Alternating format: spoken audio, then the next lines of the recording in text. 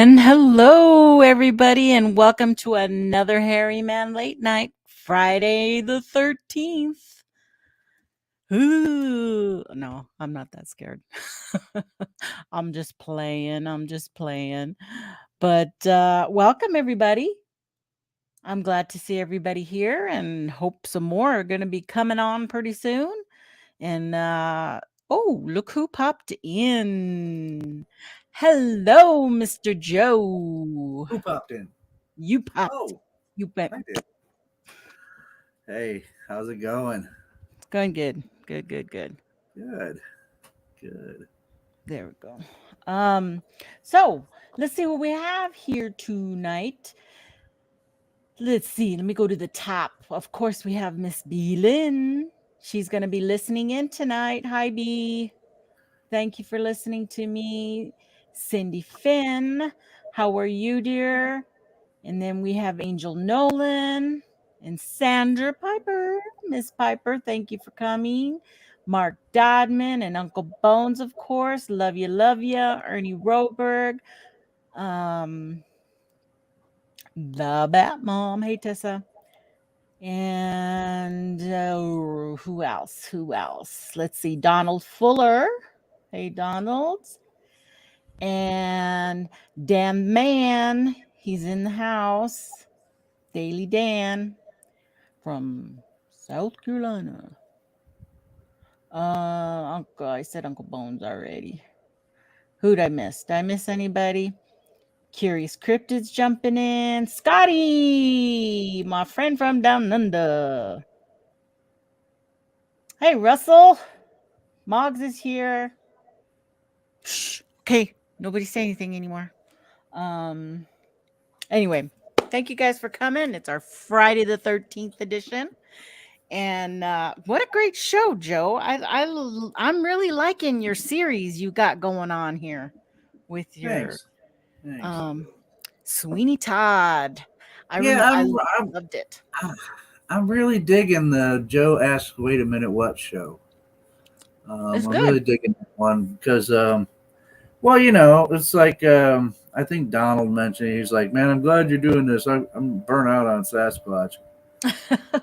And I mean, I get that, man. Every now and then, you do. You Yeah, kind well, of get, that's you hence the know. late night. The late night I can talk about, Yeah, anything I and want, and or anybody right. can bring up the subjects, and it's nice because then we are, bringing in the news or stuff that's happening now, or like you doing this series is like awesome because it's so intriguing. And I was actually in the orchestra for Sweeney Todd my senior year in high school. Oh yeah, So I knew it really well. We only yeah. played it like 2 weekends in a row, but, man, that was like half our year was just spent learning that music, Right. completely. Yeah, and I am a multifaceted guy. I mean, it's not like Bigfoot's all I know. I like to talk about other stuff. And there's other things that, like I said, there's constantly things in life that make me go, wait a minute, what? you know, and so it's always fun um, to uh, to Sorry, bring my in. daughter distracted me. That's okay. I'm listening. But it's always fun to bring in different Let me see topics. those, Emma, bring them over here. And Yeah, no, it is. It totally is, and it freshens up things. My daughter got these things for her birthday, and they're those like you plug the little oh letters yeah, on there. These are does it so light up? cool. Yeah, you can't really Yeah, see it very well no, on that's here, cool. but Oh, I see it. Yeah, that's pretty cool. it's kind of cool. And then she also got this one that is the light up one. Whoa. Oh, okay. Hey, look at that. So she Hello, came mother. in with this coming in. Hello, yeah, mother. So yeah, I got distracted a little bit. that's cool. That's Close the cool. door a little bit when you leave, please. Thank you. But nah, Um, and I mean, imagine me. I'm, feeling like a dumbass. It's like, dude, here you are running around thinking, oh, I'm gonna do Sweeney Todd. I'm gonna talk about Sweeney Todd. And you know, Shit, it's not even real. What the hell, man? I'm like, here I'm Oh, thinking it's based on something actual happening, and I'm like, well, you're a dumbass. Maybe do a little yes, more Adam. research next time. You'd find Yes, out the whole thing it's is all fiction. interchangeable. Yeah, yeah, it is. um, I think it was a cool story. But yeah, we Yeah, learned I about it mean, in high it's school. So definitely that a was in fascinating. 88. Yeah, and it's definitely a fascinating thing. Uh, I mean, just that somebody could come up with that kind of story Oh, I in the know. first place. A barber that kills people, and then the lady makes pies out of him, and then he Yeah. dies. I mean, the whole plot twists, and I mean, just for somebody to make up something like that is like I incredible, thought really. the movie version was quite good. The Johnny Depp version was pretty good. So, um what? Yeah, and that's the thing, man. And the thing about because yeah, he had that mechanical chair, man, in the Right? movie. Just Right. whoop, down the Yeah. chute you go. Oh man. Um it's interesting. It totally is. And I mean, I know the half the ones you're doing are going to be real ones, but still the thought of it is just can be kind of Yeah, gruesome, you know. yeah. Well, that's Um why I made it such a broad thing on the format of that show because not only do I want to discuss things like mysteries, and things and real happenings, like the Ripper, which is a mystery right. all as well. Right. But also, other things like stories, just stories, whether they're true Mhm. or not. There's still Right. some interesting stories out there, that can be really interesting about talking about. And so, Exactly. Exactly. yeah. And I mean that goes to kind of what the theme for tonight's show, Friday the 13th, and superstitions. We're going to be talking about superstitions. And I thought that's pretty good. That's pretty good lead in. And just as a definition, okay, Wiki has it as any belief or practice considered by non-practitioners to be supernatural, attributed to fate or magic, perceived supernatural influence or fear, that which is unknown. It is commonly applied to beliefs and practices surrounding luck, amulets, astrology, fortune telling, spirits, and certain paranormal entities. Hmm. So that's very encompassing. That's a lot of stuff, on there. Yeah. Um, but uh, in that sense, Friday the 13th, a lot of people are like superstitious about, ooh, Friday the 13th is gonna something bad's gonna happen today, or Right. a few people I've talked to think that it's good luck. Very few, but That's true. There are some societies where it was just opposite. Whereas we mostly what we're familiar with is that the number 7 is a lucky number, number 13 is a bad luck number. But there's right. some places in the world where that's switched, and 7 is an unlucky number, and 13 was a lucky number. Mm, Now, I went around in a circle with somebody one day. It was pretty comical about Friday the 13th because look, I'm not a superstitious person, right. um, but so I was like, well, Friday the 13th. I was Friday the 13th. It's Friday the 13th. It's bad luck. And I'm like, um, so why does Friday the 13th scare you? And they were like, it's bad luck. And I'm like, okay, but why is it bad luck? Because it's Friday the 13th. I'm like, And okay, nobody can really tell you, why. Let me put that well, in. Oops. I can't. Um, So, according to this, it is considered an unlucky day in the Western superstition because in Gregorian calendar it falls on a Friday, and that happens at least once every year, but can occur up to 3 times in the same year.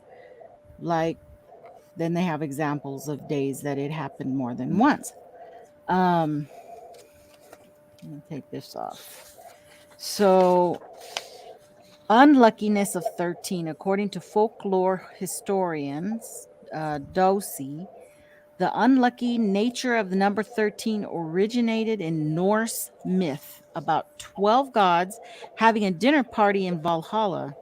The trickster god Loki who was not invited arrived as the 13th guest. So that Hmm. was why it was considered unlucky. Um There, then it there goes is another on. reason though, Oh, and a there's lot of people. every religion has its own Friday Yeah. the 13th. I now One, found out.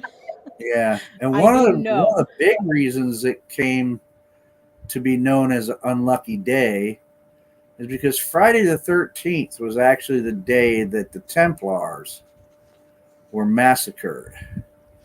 The Pope at the time had decided that they were too rich and too powerful. And so Friday the 13th was the day on which the Templar massacre happened. So Mhm. you can look at that and go, well, it definitely was an unlucky day for the Templars. Right? Yeah. Right. And so from there, it's like, and not a lot of people will associate that unless you've read anything about the Templars, which that in itself I may cover on a show one day because it is fascinating, the whole Templar history. Yeah. But yeah, so, and then of course, hotels don't like to have, lots of them don't have a floor number 13. Um, it's there, but it's usually called something else, like mezzanine. It'll jump from floor 12, mezzanine, floor 14. Um, but yeah, 13, I don't know why it would be, other than these examples that you've given, Right. what's so unlucky about 13, right? Um okay, and then there's some Christian associations that the superstitions seem to relate to things like the story of Jesus's last supper and the crucifixion, and where there was 13 individuals present in the upper room on the 13th of that Thursday thing and the night before the death on Good Friday. Mm-hmm. So there's that. And what was the other one? Especially unlucky, some kind of conjunction before the 19th century, the conjunction of Friday. Hmm. It did give a whole lot of information about that. It only actually, that's all it said for me. The 19th century, let's see, what else? Rossini was surrounded to the last of admiring friends and regards Friday as an unlucky day and the 13th as the unlucky number. And he died on Friday the 13th. Yeah. Now, Gioacchino. I wonder, Nikki, how many people, because of Friday the 13th, unlucky day, and they're worried about it, how much of it becomes a self-fulfilling Oh, prophecy? I think a lot. If you I believe think we it's an probably unlucky give it, day, that you're going to have yeah, some bad luck on that day, I think right? we give it a lot of credence. I think what we put into it kind of, you make it come true. Uh, okay, what Spanish speaking countries, instead of Friday, Tuesday the 13th Oh, is wow. unlucky. Hmm. Greeks consider Tuesday also as because of the god of war, uh, the fall of Constantinople. Um, in Italy, it's Friday the 17th. That's unlucky. That's an odd, arbitrary number, it seems. Why? Let's see if it What? says Yeah. What why. is the reason for that one?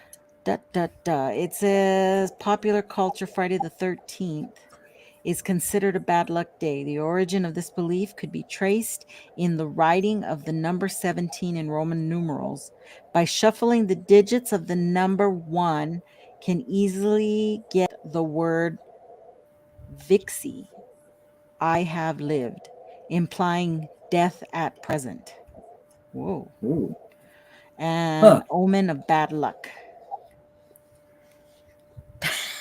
That that's pretty wild. I mean, they just pretty much made that up, huh? They Yeah. manipulated the Roman numerals to say Right. VIXI from XVII, which is 17, and just Right. interchanged them to say Vixie. Yeah, I don't know, but That that's their sounds like you're popular trying to. belief. They're trying to stretch it a little bit to fit. You know. I mean, Right. but hey, yeah, that's the thing. I mean, people have all kinds of weird things, like especially numbers. Now, to me, again, numbers are just numbers. And but so many numbers have been associated with either good things or bad things. Somebody in chat mentioned 666. Lots of Yeah. people. Of course, Right. me being an atheist, I got no problems with number 666. It means nothing to me whatsoever. Right. Um, I was in McDonald's the other day, and I think my order came to a total of $6.66. And the lady at the cash register went, "Oh, would you like to round Uh, that up?" And I went, "Round it up? no. Why?" I'm like, "Why?" And she went, 666. I'm like, "Yeah, it's just a number." No, but it's the mark of the beast.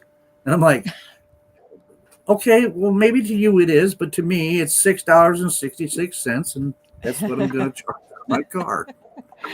Oh man. But all kinds of numbers have different meanings, and it's like, where Right. did that come from? Well, we know where that one came from. We know where the number 13 came from.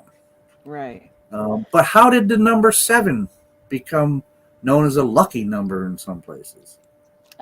Just people I saying mean, it over and over and over, and it just kind of probably takes over. I mean, they're even saying that Friday the 13th has a social impact, meaning that it was estimated that like almost 800, $900 million was lost on on Friday the 13th, hmm, like stock type of numbers, that it's always been bad. To Do you think that is created too, that they create their own bad day? maybe, uh maybe. I mean, I guess it's a possibility, right? I don't know, I don't know. I um guess. I mean, some of the superstitions, it's like it's so hard to figure out. Like sometimes, like I mean, I probably used to know, but I've forgotten why. Like, for example, they say you break a mirror, you get 7 years bad luck. Well, yeah, that's a pretty arbitrary number for breaking a but mirror. I it's mean, why only right. 7 years? Why not 10 years? Why not I don't know, 14 why do years? we keep seeing though that seven, the 13, the seven, the 666, the you know it's they keep coming up, and we're going to go over a lot of superstitions here in a minute. This is just going over Friday the 13th in general. I'll be right Eh, back. yeah, no problem. So, I probably all around the world, it's going to mean different things to different people. And for some people, it's just another day. Like today, it really didn't mean anything to me until I was coming up with a show for tonight. And I went, oh, it's Friday the 13th. Let's do this. Cheers, everybody. Margarita that's melted. Um, okay, we're looking good in chat. Do I not have? Oh, okay. Donald and Sandra are in there.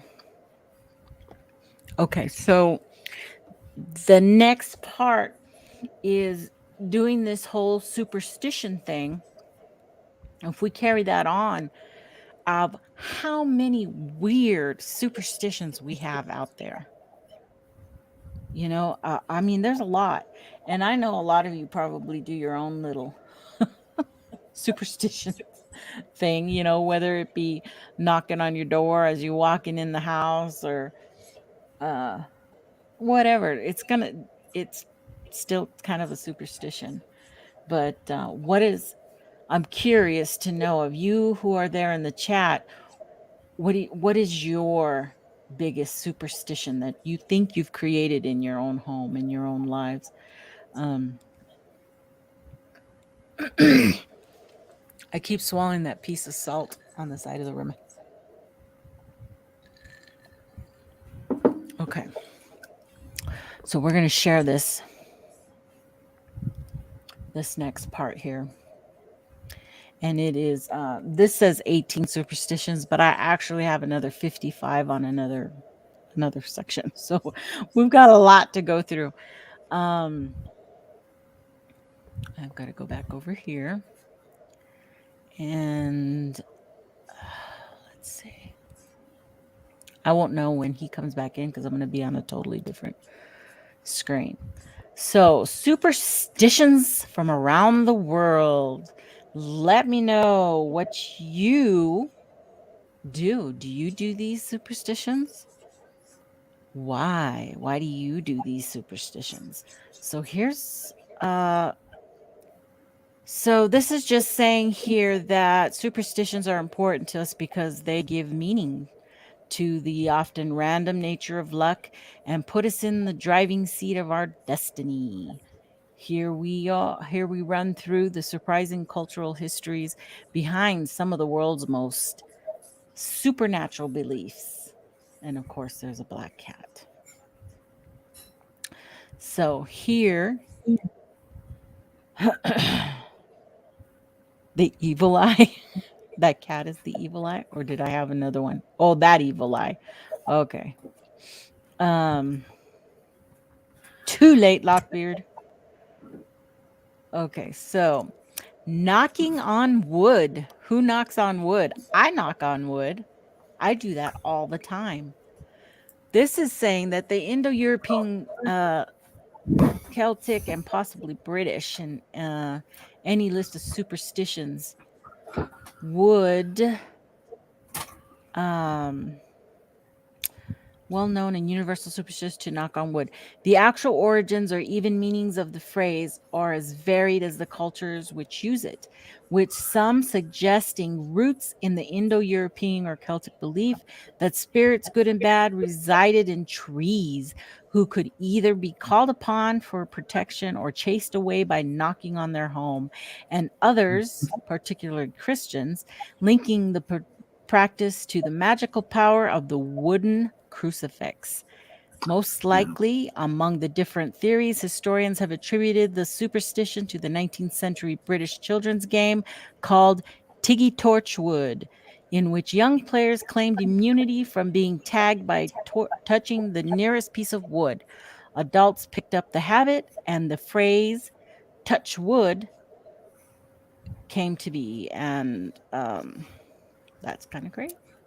Yeah, I do that. I always had heard the. I was familiar with the one about the Celtic, where the knock on wood came from, and yeah, you're right though, because like I said, I'm not superstitious, but who hasn't said something and went knock on wood? Right. I do that. I Gee, totally do that. I hope such and such a thing happens today. Knock on wood, Mhm. or whatever. I mean, so yeah, it's Right. interesting. It But it I had is. known about the Celtic one. I actually didn't know about the cross thing, the crucifix thing. I didn't know that that was Right, associated with right. it. So on a side note for that, as many superstitions, there are subtle variations and sometimes not so subtle varying origins. Italians touch steel rather than wood, perhaps Huh. more related to iron horseshoes. Hmm. Um, Poles and Russians touch unpainted wood. Turks knock twice. Latin American knock on wood with no legs. Wood with no legs. Like not a chair, because chairs have So it legs. couldn't be a table or something like Yeah, that. it had to Hmm. be something else. Huh. Uh, so that's interesting. They all have their little variation. Who keeps texting me?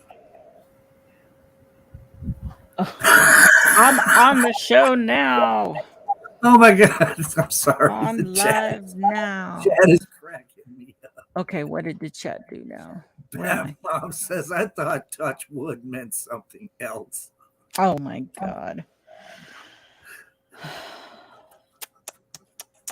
I don't know what to say.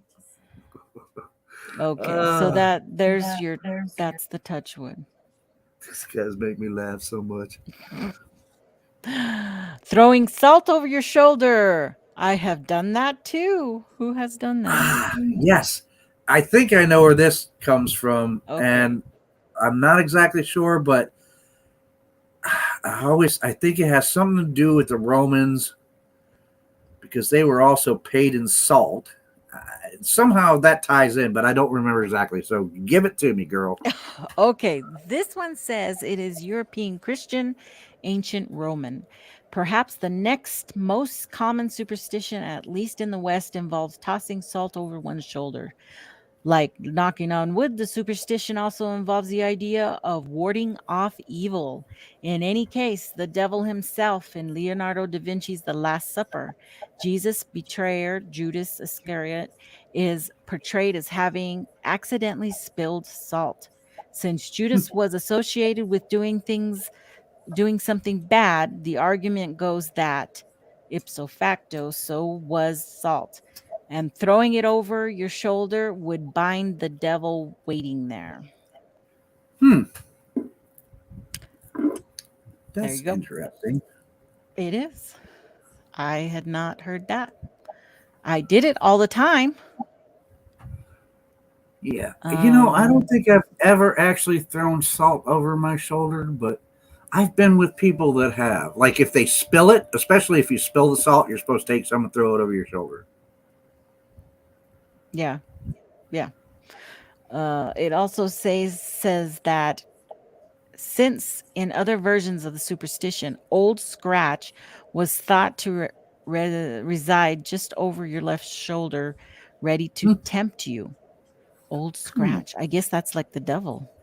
The Yeah, that's what salt they used was to call them, old scratch. thrown That's what to the it's referred to left. sometimes. Yeah, To the left. Okay. old scratch. Um, Still, others say that the sheer value of salt alone in ancient times led to the belief that to spill it was to incur bad fortune, requiring a corresponding ritual or act of penance to prevent worse loss from occurring. So there you go. So it does kind of relate to the fact, like you just said, it was valuable. So Right, that's why Roman soldiers were often paid in salt. right. Uh, that's where okay. So that's where the spilling of it comes from because it was Hmm. so, you know, valued. And you peoples in the chat there, if you've heard something else from your grandparents, let me know in the chat. Put it in all caps though, so I can see it because can't see everything. Um, because it's interesting. I'm sure everybody's got different. Whoa, how did I do that? I don't know how I did that. Okay, it did it again. What is going on? Whoa, it's got a mind of its own. Okay, walking under a ladder. This one I always wanted to know about because I wasn't sure unless it I had something to do with a paint bucket falling on your head. That's the only thing I can. right. I don't walk under a ladder. I have, but y it always comes to my mind, "Oh, I shouldn't walk under this ladder," you know? I Yeah. just shouldn't do it. So, okay, this one says uh-oh, I'm getting feedback. Why am I getting feedback? Um, the superstition of not wanting to walk under a ladder has roots in Christian symbolism. The Holy Trinity of the Father, the Son, and the Holy Spirit led to an association of the number three and something sacred. The triangle with its three sides came to be regarded as sacred, as well as a ladder, of course, forms a triangle. So naturally, to walk under that ladder would be to destroy the sanctity of the Trinity and thus incur punishment. That's pretty odd, though. I mean, I get it. I get it, but okay. Yeah. Something as simple as just a ladder leaning against a wall, and oh, okay. I get the symbolism. I get the symbolism. Hmm. I don't know how you quite get there from here, but okay. I mean, I kind of get the symbolism. Oh, let's see. Side note, you are hearing, okay, Steve says we're hearing feedback. Do you have earplugs? I have my headphones. Yeah, your headphones. See if that works. Hang on. Oh.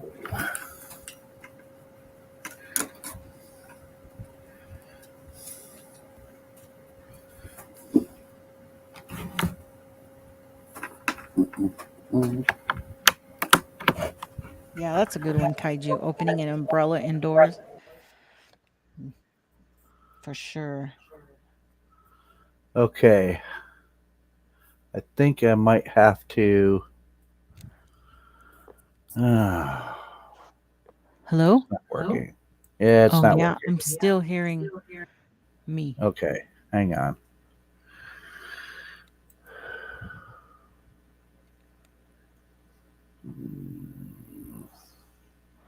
La la la la. La la. Okay, it's working there. So what I have to do? Oh, I know. I know what I have to do. I gotta find it.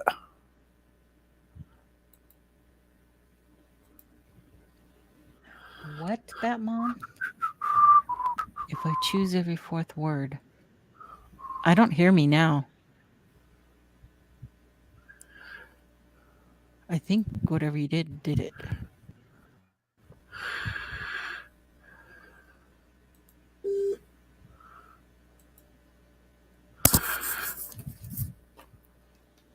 But he's Joe, can you hear me? He doesn't have his headphones on now. Oh, you muted yourself. Whatever you did worked, but now you muted yourself.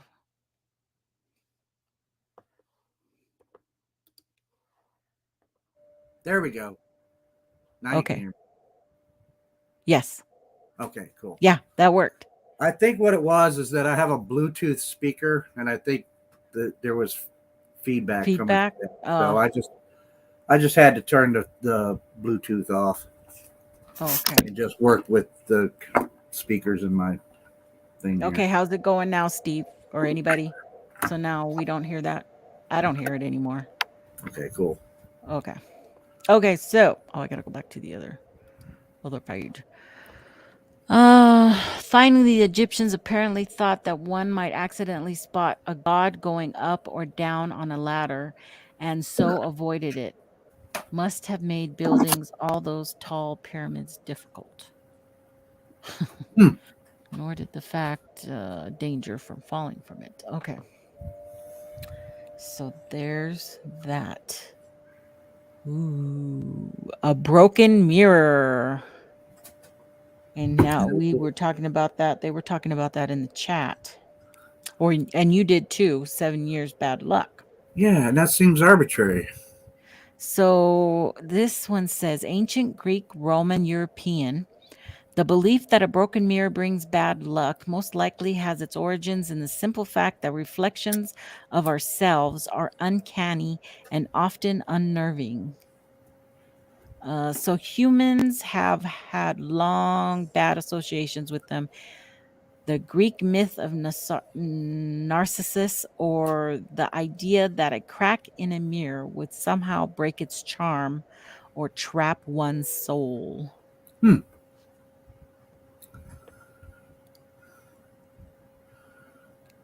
Da-da-da. What the heck? Yeah, I don't ever recall actually ever learning about or hearing about the origin of that, the broken Right? mirror. Because all I've ever heard over my, don't break a mirror, you'll get 7 years bad luck. And it's 7 like, years bad why? luck. That's what I Why? always heard. And I always, and it always it always made me go, but why only 7 years? Why isn't it 10 years, or Right. 14 years, or 5 years, or I mean, why is it 7 years? Is it because some people consider the number seven lucky, and so after 7 years you're lucky it ends? I don't know. I don't know. This doesn't have a number on it. Oh, it does. Okay, hold on. It was the ancient Romans, however, who contributed the notion that a broken mirror would bring 7 years of bad luck, since it was believed that only poor health would cause a mirror to crack. And the number seven was seen by the Romans as the number of years required to complete a full life cycle of sickness and renewal. Huh. As a result, a broken mirror meant you were headed towards a death spiral that might take 7 years to pull yourself out of. But then those same Romans felt you could prevent that horrible outcome by gathering the broken pieces of the mirror and burying them by the moonlight. So, should we really trust them about all this bad luck? Yeah, right. Uh, right. That's funny because I heard something. Now that part, I could have swore I heard something about, and I don't know where. Well, I know where it originated now, but I also heard somebody else would do that too. Like, for some reason, I'm thinking, Burying the pieces? yeah, Mm, to avoid it. And I don't know whether it's a hill folk kind of thing, right, right. or like a. Do you ever? Well, I don't know. You ever watched Andy Griffith ever? Yes. You Yes. remember the Darling family? I think so. And the girl was always hot for Andy and wanting him to Yes. marry her and all this other stuff, Yes. and they had all their superstitions and stuff. So it kind of, I was wondering if that I thought I heard something like that kind of thing, like some you No. know hill folk is like bury the Yeah. pieces if you break a mirror. Mountain folk or Yeah, the mountain old folk. time. Yeah, Yeah. yeah, because they got a lot of superstitions. Yeah, they do. Okay. Step on a crack and break your mother's back. That was a biggie. Love that one. As a kid, that was a biggie for And sure. that's why my mom had back problems, because I never avoided cracks, man. Oh, matter of fact, Donald just said that in the chat too. Um, so yeah, African and European folklore. Another superstition involving something cracked or broken being associated with bad luck is the superstition of stepping on a crack, as foretelling and even causing harm to a family member, as the mirrors crack in the earth, on the sidewalk, or almost anywhere, have long been seen as portals to the realm of the supernatural, for both good and ill. To step on those cracks might be to invite and release unwelcome spirits into the world ready to do one harm. Huh. So I'm wondering where it got specific, and all of a sudden it became, if you're stepping on a crack, you break your mother's back instead of like your father's back, or maybe your I sister's think it back. rhymed. Back, you know. It came off the tongue real easy, you know. Yeah, it did rhyme, actually, right? It was, step on a crack, break your mother's back. Uh-huh. Oh, okay.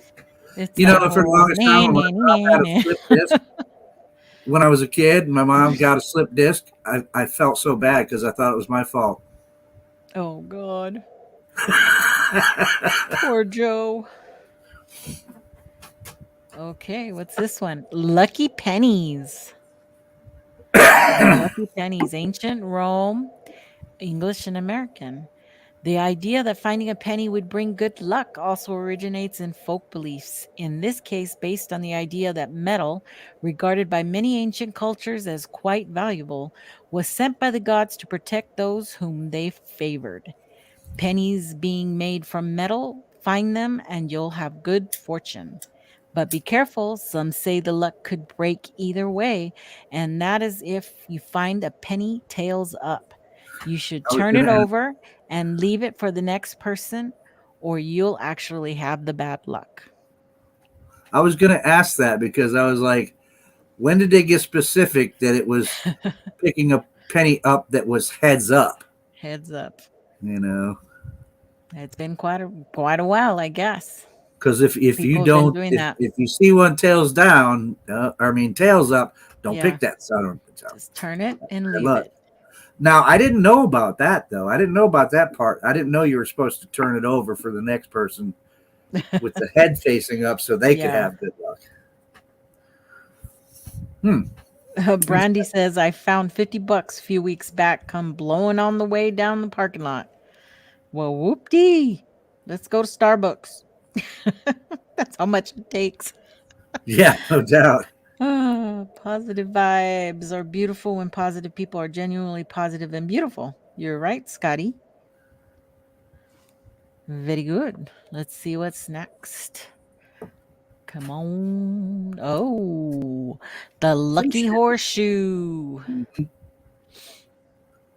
Why does it do that? It like zooms in. Okay. Ancient Roman, Celtic, British Isles in Europe.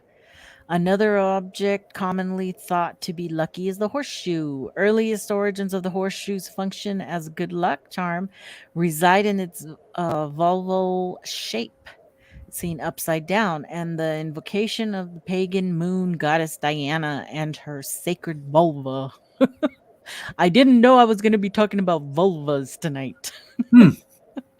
As with pennies, metal brings being seen as both valuable and magical. Iron, in particular, was thought by early Europeans as something capable of warding off evil spirits. Hmm. And as with the Romans and the lucky number 7, horseshoes frequently featured 7 nail holes. Didn't know that. There you go. Look at that. Number Didn't 7 know pops that. up again. It does. So yeah, so Wow. that's the reason why when you see horseshoes, you if you hang them up, you're supposed to hang them up with both ends pointed up to keep the Up. luck inside. Yes, If yes. you put them the other way around, all the luck will drain out. Right. Even the Native Americans would do sand paintings uh, in the shape of a horseshoe. And it was the same notion. You had to have it up with, the horseshoe facing up. Huh. I had one. I wonder what happened to it. I had it in my other house. Didn't know. I didn't know. Okay. So let's see what else they have to say. Oh, there's more. The most famous story of the horseshoe bringing good luck, however, refers to the story of Saint Dunstan, who apparently worked as a blacksmith prior to attaining sainthood. The story goes that one day the devil rode into Dunstan's shop requesting new shoes for his horse. Dunstan, recognizing the devil, played it off nonchalantly, and rather than nailing the shoes to the horse, nailed one to the devil's foot instead. In agony, the devil agreed never to enter the house with the horseshoe nailed above the door if Dunstan would simply agree to remove the shoe. I was Nice. I was gonna ask. You said he recognized the devil. I mean, what was it that gave him away? The horns or the I, cloven hooves or I what? kind of wanted more on that The story fork, too. the fork tail. I mean, what? What was it that clued you off there, Dunstan? Right. But that's a good story. I like that one. Yeah, I that is like pretty that neat. one. Oh, Okay, so Friday the 13th. Oh, it's gonna have one on Friday the 13th. So, and it's kind of what I had said earlier. This one's hard to read. Like the number seven of the Romans, magical significance has been attached to the number 13, but this time it's unlucky rather than lucky. The number 12 is frequently been seen as the positive 12 months of the year, 12 signs of the zodiac, for example, or 12 days of Christmas and 12 tribes of Israel, And 12 naturally signs. making it nearest neighboring number to the north negative. Like other superstitions surrounding the Last Supper, the 13th is also seen as the unlucky because once again the great betrayer Judas Iscariot was the 13th member of the dinner party that led to Christ's crucifixion. Dude couldn't catch a break. In addition, on Friday the 13th of October 1307, King Philip IV of France arrested and put to death hundreds of the Templar Knights. Mm-hmm. So that's what you were talking about, the Templar Knights. Yep. Well, and it's because the Templars, they had amassed such a wealth, um, and by doing that, they were very powerful. Mm-hmm. In fact, the Templars essentially started the first international bank ever known to mankind, really, because in those days with the traveling, you couldn't travel with lots of currency or wealth with you because there were robbers, right? Mm-hmm. And you could be going some ways to get robbed. So you go to Templars. The Templars um, would give you a note, just like a bank note, in exchange for so you didn't have to carry all your valuables like that and get robbed. And then wherever you were going to, you would simply go to the local Templar whatever, and you would turn in that note when you needed. So they were the first bank. Yeah, Joe, they're eating a dog. they're eating a dog. Look at the. It does look like a dog, doesn't it? It's a What? dog. It is a dog. Why Yeah, would he paint a dog in there? I don't know. Maybe it's supposed Could to be have a been a pig. pig. No, it can't be a pig. They're Jewish, right? They don't eat pig. Oh yeah, So it can't be pork it can't be pork. It's pig. It's a dog. unless it's a little tiny lamb. No, a lamb. It does look like a dog, though, doesn't it? Okay, I'm gonna say it's a lamb, but Okay. it looks like a dog. Okay, bye bye picture. This is the one Okay, I've been waiting for. black cats. Okay, so European. Though cats have often been associated with good luck rather than its opposite, and were even worshipped as gods in ancient Egypt, things took a turn for the worse for the dark colored feline friends, sometimes around the Dark Ages, when in 1232 AD, a papal bull of Pope Gregory the Ninth declared them an incarnation of Satan, according to People magazine. Things only went downhill for black cats from there, with people of the Middle Ages burning them in bonfires on holy days like Shrove Tuesday, the first Sunday of Lent, and Ah, even Easter, and with the Puritans in America connecting them to the practice of witchcraft.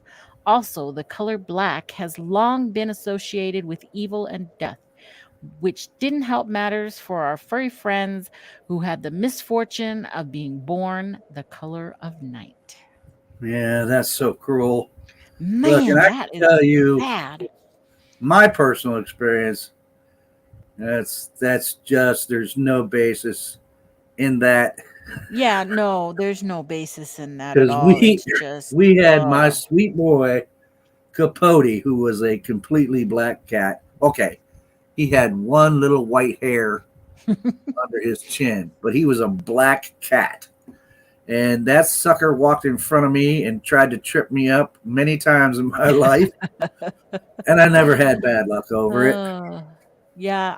My But yeah, cat before we moved to this house was black. yeah. Her name was Well, you know Albie. what, Nikki? Even now, I don't know if you guys get the notices, but even nowadays, uh, every time, every year, right around Halloween, what happens? You get these warnings for people Yeah, that keep your have black cats cats. inside. Mm-hmm. Keep your black cats inside Right, right. because people can do all kinds of crazy shit to a Because black there's cat. evil people out there. I'm Yep. sorry, they are evil. Okay, let's move on. What is this? Who's that? Is that That, look, Eisenhower? that looks like a president. It looks like Eisenhower, right? Um, Fingers crossed, but that's what this one is. So, the superstition of crossing one's fingers, bringing the lucky finger crosser good luck, comes from pre Christian pagan times in Western Europe when the practice of making a cross with your own and the index finger Oh, of another person was thought to concentrate the forces of good spirits and to seal a pact or a wish with a fellow crosser, sorry. yeah. That dude's Oh, got some really flexible fingers. I can't make my finger do that like his. whoa, I wait a can only minute. get it to that far. This Yeah, I can't do it either. is like, I was His like, he dude, has big hands. you got some goofy fingers there, He man. must Like have those some things are big long fingers or hands. something, double jointed or some shit. I don't know. That's crazy. Oh, that's why they have this So, picture up. yeah, I Over never knew. I never knew where the finger crossing thing came from. That's another one that, even though I'm not superstitious, earlier in my life, I mean, plenty of people have done it, right? You cross your fingers. right, Oh, I'm hoping. I'm hoping. You right. your Yeah, we fingers. do it. Over Yeah. time, people realized they could simply bless their own wishes by crossing first their two index fingers together and later simply the index and middle fingers of one hand, which is what we do today. So it was good to do it with somebody else. So they would probably do a cup like this as good luck, type of thing. Right. And then it ended up being your own. Hmm. So that's kind of crazy. Never heard of that. Oh, there's more. That's not Eisenhower. It looked like him, but it's not. Another narrative pins the practice in early Christians who would greet and identify one another in secret with various symbols like crossing the index fingers, touching thumbs. So, through the explanation, doesn't have a virtue of accounting for the association with good luck. So, I mean, a lot of youth do it now, doing the whole hand Right. clapping thing. Oh God, almost lost the whole show. Hold on. There we go. Come back. What is this one? Mr. Lee Three Abyss says I cross my fingers if I walk under a ladder. That nullifies it. Um, Chewing gum at night? I never heard of that one. Chewing gum at night. I have that sounds vaguely familiar, but I have no idea about it. Okay, this one says turkey. Have you ever had an irrational fear of accidentally consuming dead flesh? No. Well, in Turkey, it is thought that after dark, chewing gum is magically transformed, like in the movie Gremlin, who turn into monsters if they eat after midnight into the flesh of the dead. Ew. That's kind of odd, creepy. Don't chew bubblegum, it's going to turn into flesh in your mouth. I guess it's a good thing I don't chew gum. Oh, gosh. Oh, my God, I had one of those things. A Mr. Wizard. Isn't it called a Mr. Wizard? Oh, Little Professor. I thought it was a Mr. Wizard. The number 4. Huh. That's all it says. China. As we've seen, the numbers like 13 and 7 numbers are frequently assigned different magical significance or status depending on the culture in question. For the Hmm. Chinese, the number 4 is a no no due to the similarity in the pronunciation in Chinese to the word for death. Wow. I don't know numbers in Chinese, so No, me neither. But I guess you can't get any more straightforward than that. I It's know like, my why is that number numbers in unlucky? Because it Canadian. sounds too much like this. I know my numbers in Korean, but I don't know my numbers in Chinese. Okay, what is this one? Writing love letters to Juliet Capulet? Huh? How did that make it in here? Is that a superstition? I guess so. Maybe it's a big thing in Italy. It says Verona, Italy. Yeah, I guess I.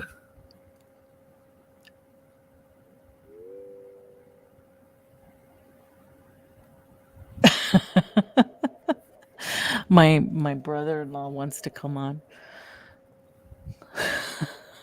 Oh, cool. I don't know. Hold on. Give me a sec, folks. Let me reread this. Oh, Susie's working late with somebody tonight. Because I was having her on in the second half of the show to Huh. do some readings, Yeah. but she's in the middle of a session.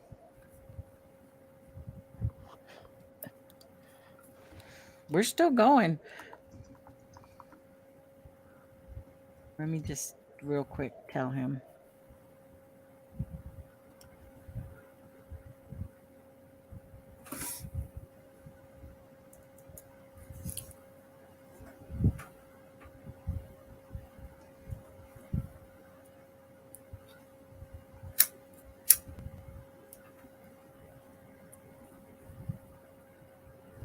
Okay. How sweet. He didn't want me to be alone tonight. What a Oh. cool brother in law. Yeah. Gonna cover for his wife. Yeah. Let me see what he says real fast. He's super intelligent. Um, he's super, yeah, he's very opinionated, and I'll probably put the link here. You can just grab it from here. Oh, we got something in Let's common. see. Then. Not the intelligence part, because but I'm very opinionated. Okay, I sent him. Yes, the spilling of the salt, we went over that. That was thought of as, well, there was two different meanings, but Mhm. um it was like evil. So enabled. Oh, it's your birds. I'm like, where the heck that Oh, the bird come bird from? clock. Yeah, it's the bird clock. Yeah, I yeah. always hear your birds. I love that Oh, thing. I don't know why. I do. and then the second one was what the salt was thought as to be very expensive. So by spilling it, you were putting on bad vibes, and to Hmm. stop the bad luck, you would throw it over your left shoulder. Yep. So you guys may get to meet my brother-in-law. I don't know. Okay, so this is writing love letters to Juliet Capulet. In Shakespeare, Romeo and Juliet, the male member of the doomed pair of lovers, was known to frequent the foot of Juliet's balcony in order to send up his nightly missives of love. At the Casa de Gueleta in Verona, Italy, where the Capulet family supposedly lived at Via Capello 23, visitors can write their own love letters to and even rub the right breast of the nearby statue of Juliet. Whoa. Oh, I am This is down. this is all done in hopes of earning her favor like the Romeo of long ago, even Wow. if the pair themselves were not so lucky. That is crazy. That's good That is history. crazy, That but I'm all down about rubbing breasts. Wow. Okay, tell me in the chat. Did That's anybody know that? that. Tell me. I've never heard of that, but hey, that sounds pretty cool, though. I mean, Can you imagine they write a letter? wow, Huh. wow. That's well, the letter writing thing when it comes to associating with good luck. I mean, we saw that one thing there that people with that creepy ass Robert doll, people would write letters and to Oh. him and apologize, for um and then there was one thing. There's a place out west. It was like a haunted ghost town, and Yeah. people talked about having bad luck because they would take stuff from there, but they would bring it back because they had bad luck. They would bring it back, and lots of them wrote letters apologizing to whatever forces that may be that they took something and they were returning it. Here you go. You can have this back. Oh. Yeah. So that's Oh. wow. But that one, man, Romeo and Juliet. I had no idea. Had no Hmm. idea.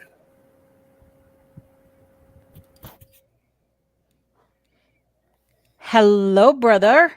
Hello, sister. How are you? I am good. Welcome to Hairyman Hoaxes and Hoodwinks. I apologize. I cannot figure out the camera situation right now. This is what happens when you're given about 5 minutes to figure out what's how to help What out to do? your sister. Well, that's okay, Matt. We will all assume that you are a devastatingly handsome man. You would assume incorrectly, sir.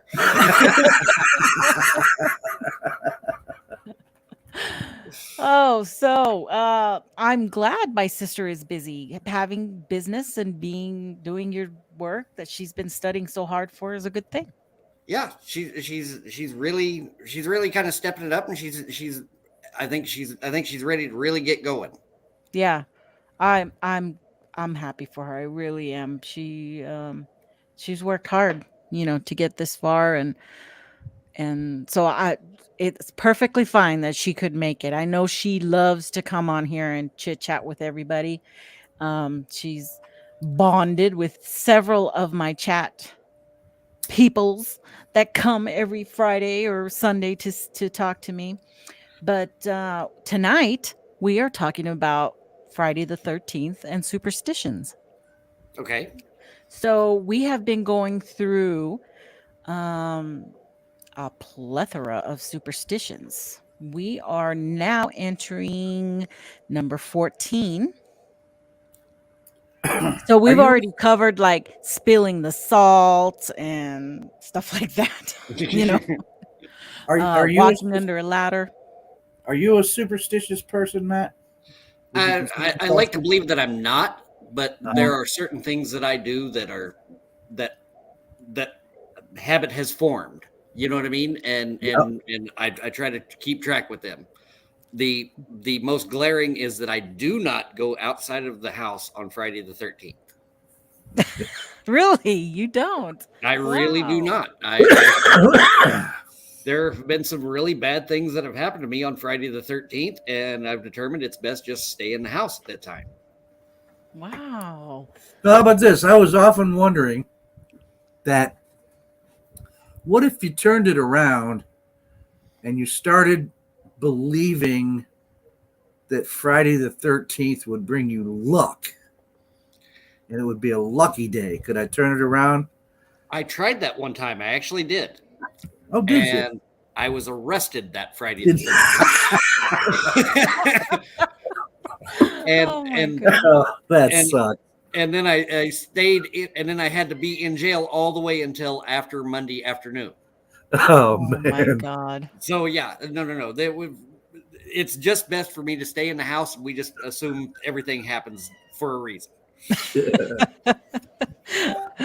Yeah, Okay. yeah, we'll Well, do that. And what about walking under a ladder?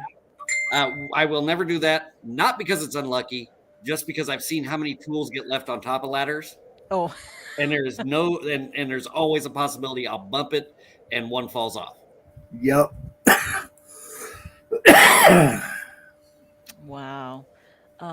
We covered knocking on wood and crossing your fingers. So I do the knock on wood thing, but I do it. I knock on my forehead and say because I'm a blockhead. Yeah, that's another one of those. I think it's not because I'm like a superstitious guy, or I think it works. It's like a force of habit thing, right?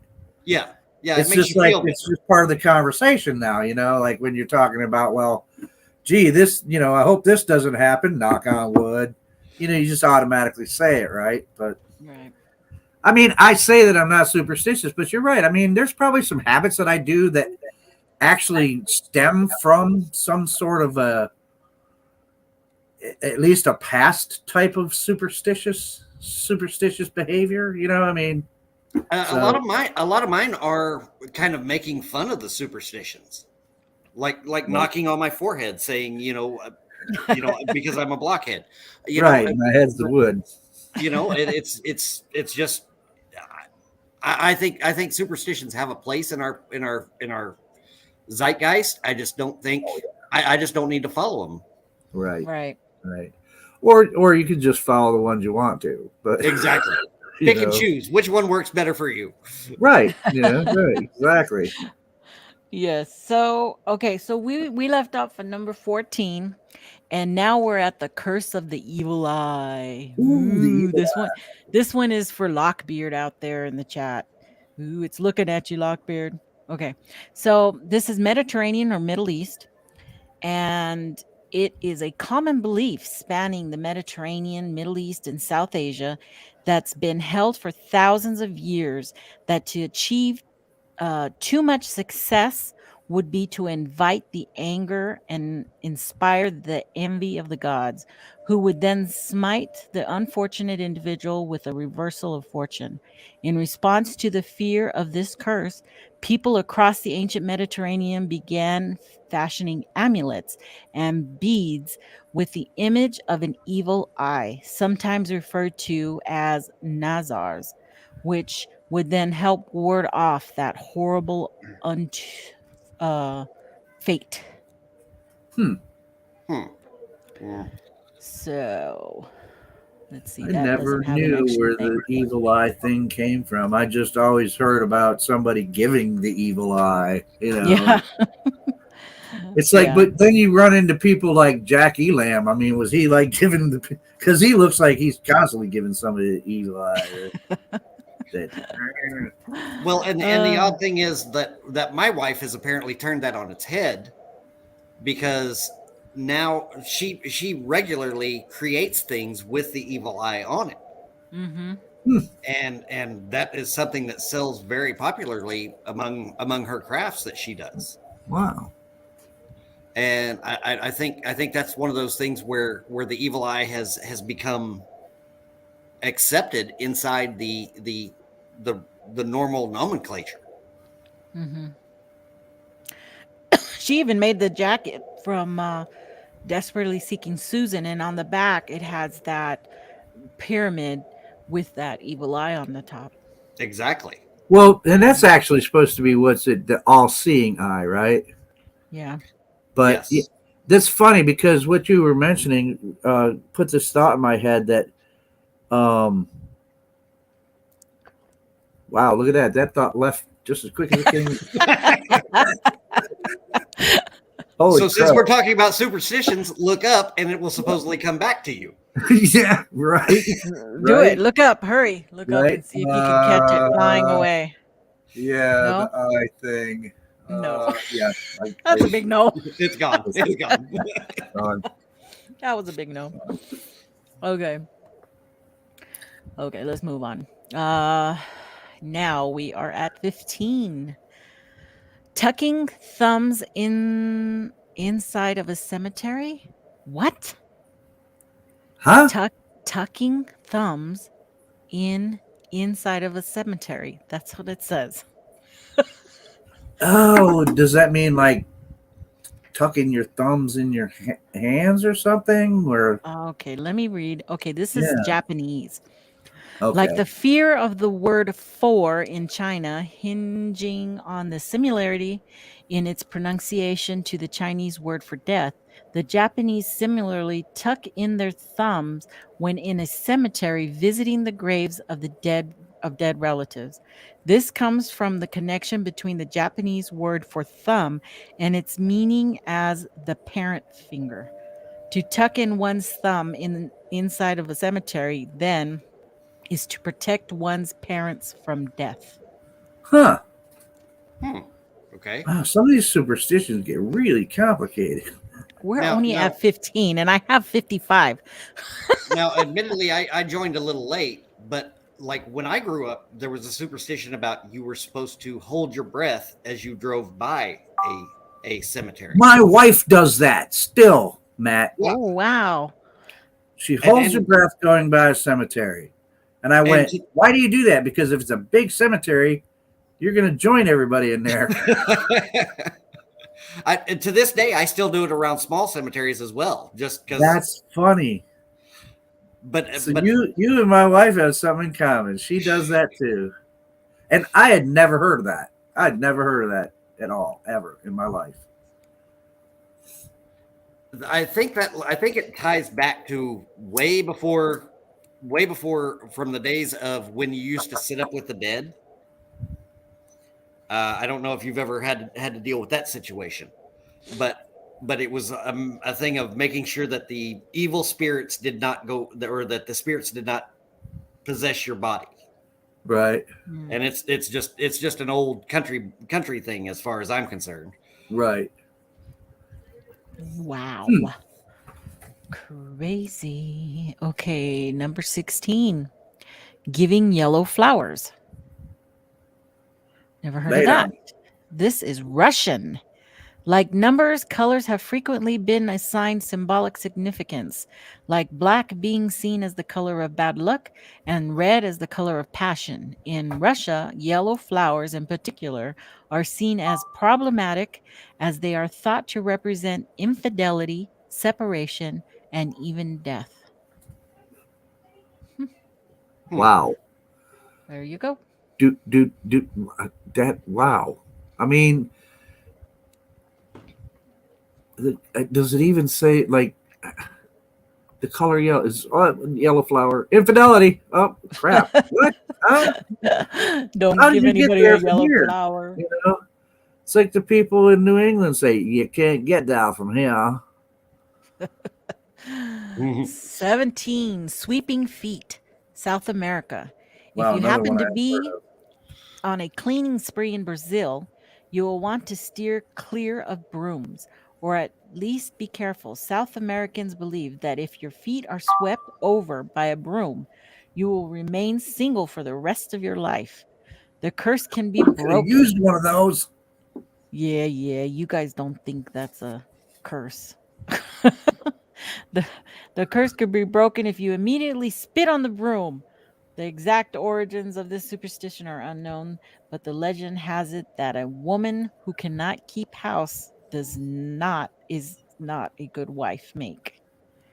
Oh Does wait a minute. not So it a doesn't good work for wife make. husbands anyway? Damn. Because I'll tell you, man, if I'd had this information in a broom, man, I'd have been sweet. I mean, seriously. I'm gonna tell Molly. Ooh.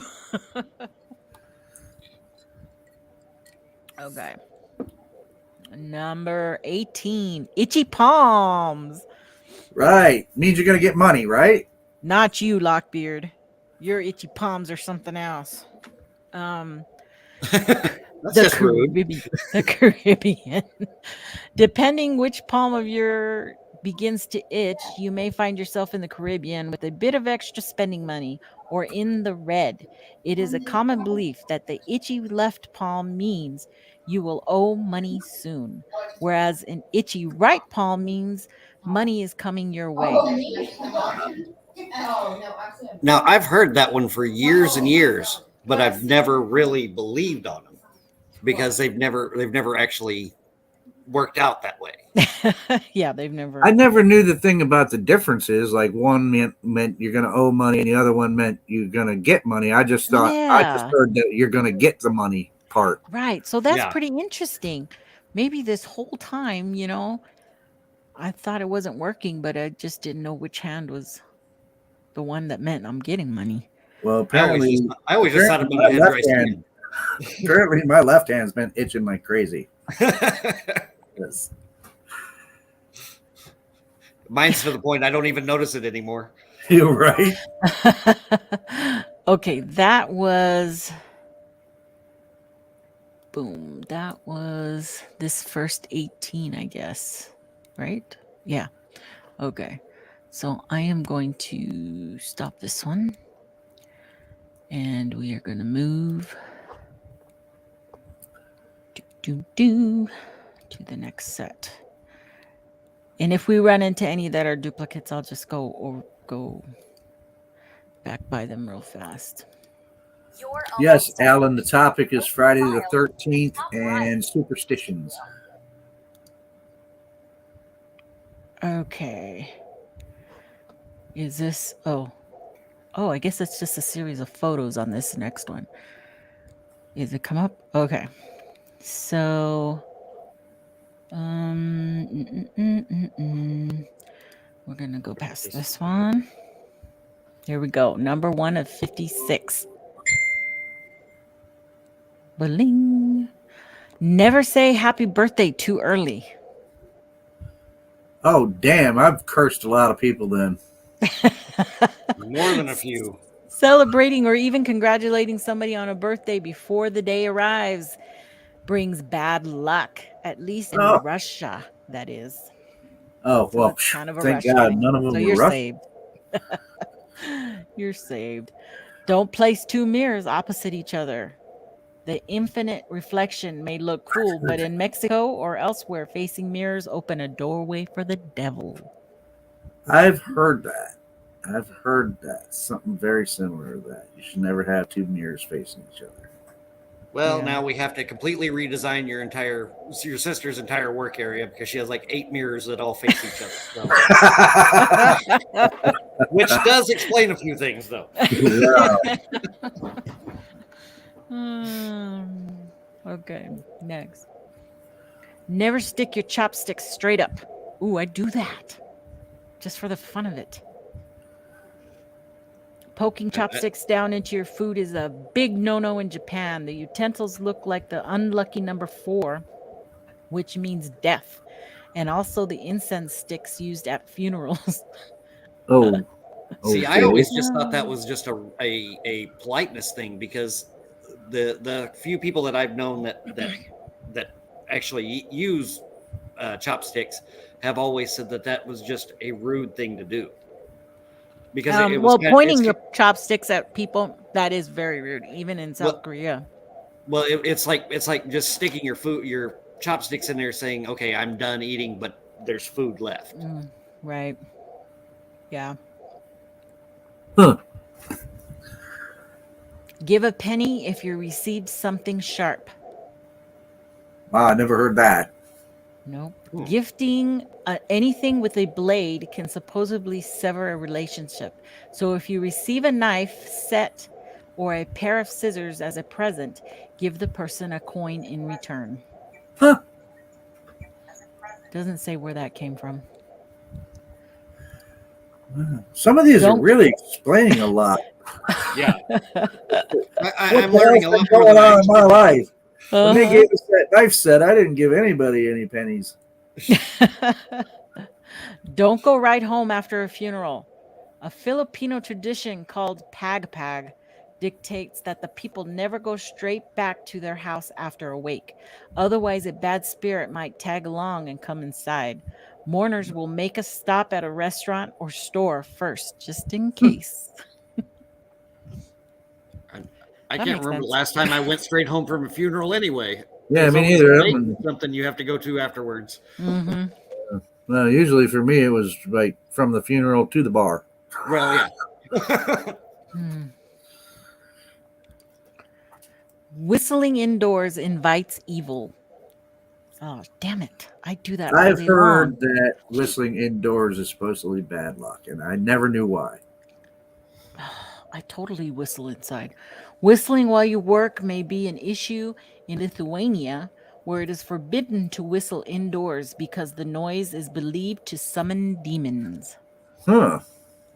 Wow. Wow, it's forbidden. I've never When- actually heard that, but I always just thought whistling indoors was rude. Hmm. But I work in construction where when they whistle, they're whistling at the loudest possible Yeah. volume that they can. So Well, I guess if you're alone, it's not rude, but yeah. Then you Hmm. never know if the bad spirit came. right.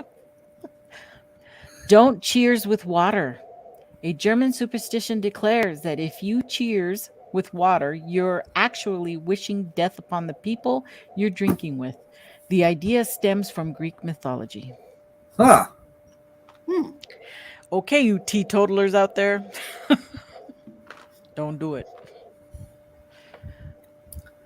Okay, next time somebody tries to cheers me with water, I'm gonna be like, "What the fuck, man? Are you what? You want me to die?" Just You're grab gonna it be like a normal person. I'm gonna be like, "What the Exactly. hell's wrong with this guy?" Avoid sleeping with your head to the north. Huh. According to Japanese superstitions, sleeping with your head in this direction is bad luck because that's how the deceased are laid to rest. Ooh, didn't know Why are that. so many of these Asian in origin? I don't know. I just hit on world, Hmm. world Maybe they're just superstitions. really superstitious. I don't know. Um, They are, yeah. hell, I don't even know which way my head faces. Oh, mine faces south. Mine's I think south. mine's either Yeah, mine's left south. or east. I'm not even sure where I'm at now. Left or east? You don't know where you're at. I have no idea where I'm at. And avoid sleeping with your head to the west. Conversely, the same superstition exists in Africa if you sleep with your head to the west. Okay, so now we got Dude, two I'm screwed. camps I'm with screwed. two different ways. Sure. I don't know. I don't know which way my head's facing. I need a compass to get around my own damn house. Dude, I'm screwed. Keep your new shoes off the table. In Britain, it's considered bad luck because it is supposed to symbolize the death of a loved one. Back in the day, placing someone's shoes on the table was a way to let the family know that they had passed away. Nowadays, it's just bad etiquette. Yeah, I was like, Yeah, that's what got me. Don't place your new shoes on a table. Your old shoes are fine. I mean, it's like most people be like, "Why are your shoes on a table, man?" Are there a lot of people putting shoes on the table? Yeah, I know. I It'd be guess. like, I wouldn't doubt "Hey, my kids put their shoes everywhere. don't put your shoes on a table." You could be like, "But they're not new." Oh, good. So they're covered in dirt and crap, and you've now put that on my table where I'm going to eat tonight. Thanks. What? Sandra says chat has stopped. Did the chat Seems to be break? Scrolling Did you by. guys break my chat? Who broke the broke it? chat? Who did it? No, Michael Haywood says cowboys say a hat on the bed is bad luck. I don't know. We'll see if somebody else chit chats after Michael. Say something, somebody. Grasshopper. I'm here. Can somebody Yeah, type chat. in? Chat's There. gonna might Yeah. be on. Yeah, they're Oh, yeah. there. Yeah, They're Mr. coming. Leapo. Yeah, it's going. Yeah, it's It going. just stalled. I don't know, It's but we stalled need you to out. log in with your computer. Okay, what is going on? It's because Okay. I don't know. I'm trying to listen into what's going on over there. Okay, sorry. Um, Susie will be on here in a minute. She just needs a minute. Okay, she's good. Itchy hands have financial repercussions. So that's kind of like the itchy hands from itchy palm thing. Right. But this one's not nearly as in depth as the other one was. Right. This one's in Turkey, and itchy right hand means you'll come into some money, but the itch on your left means you'll lose money. So wasn't it opposite in the other one? No, No, the it's other the one was the exact same. Yeah. Oh, Yeah. okay. It's the same. Good thing I'm right-handed, so I mean, if any hand's gonna itch, hopefully it'll be my right hand. You know, Right. Don't play with scissors. that Crafters seems pretty common beware. sense. Yeah. Don't This run with is scissors. dangerous. A little bit. Oh, Scissors will bring Brad luck. So, I was So, always a rebel, man. I ran with scissors, man. Fuck it. so oh what's my God. considered playing with scissors? Like, Running Yeah. around with them. I if guess you run, well, obviously, if you run around with them, but Yeah. but like if you cut something out, are you now playing with scissors? No. or maybe you're just sitting there with them and you're just snapping them, you know, Yeah. snipping. I don't You're know. fooling around the way you shouldn't be using them. Some Yeah. improper way. It's Yeah, got to be. absolutely. You poke an eye out. Stab your eye out, kid. Stepping in dog poo isn't Isn't necessarily necessarily bad. No, that's a matter of opinion. bad. Oh, this one seems unlucky all around, but just go with it. Stepping in dog poo is actually considered good luck in France if you do it with your left foot. You Oh, have to step it's got with to be your your left foot. foot. It's only So bad luck if you step with your right. So in France, make sure you step in the dog poo and then go to a high dollar place and walk around, right? Yeah. It's lucky I stepped. Something tells me you're not going to be real popular, and I don't think that's real lucky. Yeah. Well, if it's lucky, man, we have a dog, and I should be one of the luckiest guys on the planet. Okay. Maybe Bird it's because I didn't step in it with my left foot. Bird poop brings good fortune. According to Russia and Italy, superstition, bird poop that lands on you or something that belongs to you will bring good wealth. Something to keep in mind the next time you're reading under a tree. Now, I actually have a specific story about that one. Okay. A friend of mine years ago went to Vegas. He managed to blow through about $1,500 in about 3 hours. He decided he was going to go home, and he went out and he was underneath the awning of Circus, and he took his hat off, cowboy hat, big bald head, and he sits there and he goes, and he was explaining to us why he was going to leave. At the exact moment that he takes his cowboy hat off, a pigeon managed to hit him right square in the forehead. Instead of us all counting that as good luck, we all just looked at him and said, "Yeah, it's time for you to go." Yep. It was time to vacate. Owls are bad omens. There is Egyptian. Oh, did we? Hold on. I'm not on that screen. Oh, he's just doing something. He'll come back on. Now I have to go back. I have to toggle between different tabs. Okay. There's an Egyptian superstition that if you see or hear an owl, terrible news is coming. Yet another reason not to hang out in the woods at night. And all these Bigfooters against everything that you're doing with the hair. Yeah, all kinds of Bigfooters hear nothing but owls all night long. But actually, in Mexican culture, the La Lechuza, which is owl woman, an owl witch that comes at night to steal you away. So that's another bad thing, you know, with the owls. I don't know. I've never considered owls bad luck. Like when I used to hunt and things, hearing an owl was not a bad omen for me. Mm-hmm. Well, in Native American culture, the owl was always thought of to be wise and a spirit animal. So, you know, I guess it just depends. Let's see. I'm taking a quick look at the chat. Everything going okay, you guys? Donald says, you have a great voice for radio, Matt.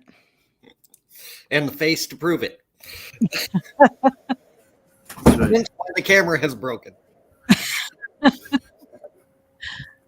Okay, an owl in your house brings death. In Italian Like, superstitions, owl ends up in your house, someone in your family will die. I've heard this one before. Yeah. But have you seen that one TikTok that owl comes screaming around the corner, running on the floor? It's so cute. You have to go look at it. And their legs are really creepy looking when you pull up their Oh, it's so feathers. funny how skinny owls' legs are, man. When you Yes. actually see them. There's like this bird on sticks, man. I'm telling Yeah. you, They're just crazy, little crazy little. crazy. It's funny. It's like you're not getting any meat out of that drumstick. No, none at all. Straight as an arrow. Knitting outside can prolong winter. Never heard of that one. Oh man, there is some lady around here that's been knitting because man, winters here are super long. If you're in Iceland, keep the knitting inside the house. There's a lot local superstition that doing your needlework on your doorstep will keep those temps frigid. Wow. Don't play Okay, with I want to I want yo-yos. to stop us for just a second. Yeah. Cindy Finn had one in here when she says, when we were little, my mom made us stay on the porch when Carnival was in town so the gypsies wouldn't steal us. Oh, Now, that's a good one. I Cindy. like that one much more. I always heard it as the carnies because the Oh carnies yeah, the were much worse carnies. The than the carnies. gypsies, in my opinion. Yeah. Hello, Suzy Q. Hi. What are you doing? I'm trying to figure out why none of our computers are working right now. Oh no. But I'm on the phone, so. Well, my parents would have been like, hey, the carnival's in town. Why don't you go? I think mine once packed me up and left me on the front porch with the luggage. So Oh man. Okay. So, oops, I went to the wrong thing. This is where I meant to go. Okay, so this one is number 18 of this group, and it says, "Don't play with yo-yos." Nope. Syria banned yo-yos in 1933 over the fear that they would cause a drought. The What? jury. Is that crazy? okay, bear in mind it's Syria, which has some backward thinking about a lot of things, and I guess not a lot of rain. yeah, well, and I'm assuming that this is one of the king of Syria or whatever he is now, king or emir President? or whatever I don't he know. is. What is he? Yeah, I think it's just one of those things that they throw out there sometimes just to cover the fact that they don't have a clue as to what the fuck to do about something. Yeah. I'll tell you, man. If some of these were, I'd be totally screwed, man. I mean, but I used to play with a yo-yo like crazy, man, and I don't recall causing any droughts over it. But Man, that's crazy thought. Don't get a haircut on Tuesdays. Everybody knows that, right? no, Well, give I'm it to just me. kidding. What I'm the just hell? kidding. I don't know. So How where many is this times one have I from? done this? So So where I is this guess one from? getting a haircut on Tuesday in India will cause bad Oh. luck based on a legend. Oh well, I won't get my hair cut in India then. Okay. Yeah. You should be safe, Joe. I got my hair cut on a Tuesday specifically because on Mondays in America the barber is closed. That's right. Yeah. That is true. That is true. Giving yellow flowers is not a nice gesture. There's the yellow Here we flowers go, again. yellow again. Oh, it's Russia. It says Russia. Gifting flowers in Russia. That you're cursing your friend with infidelity. Wow, man, they have got a real hang up about the color yellow. Yes, they do. Meanwhile, in this country, yellow flowers are a symbol about people that have gone to war and aren't coming back. The color yellow in general is. Yeah. Right.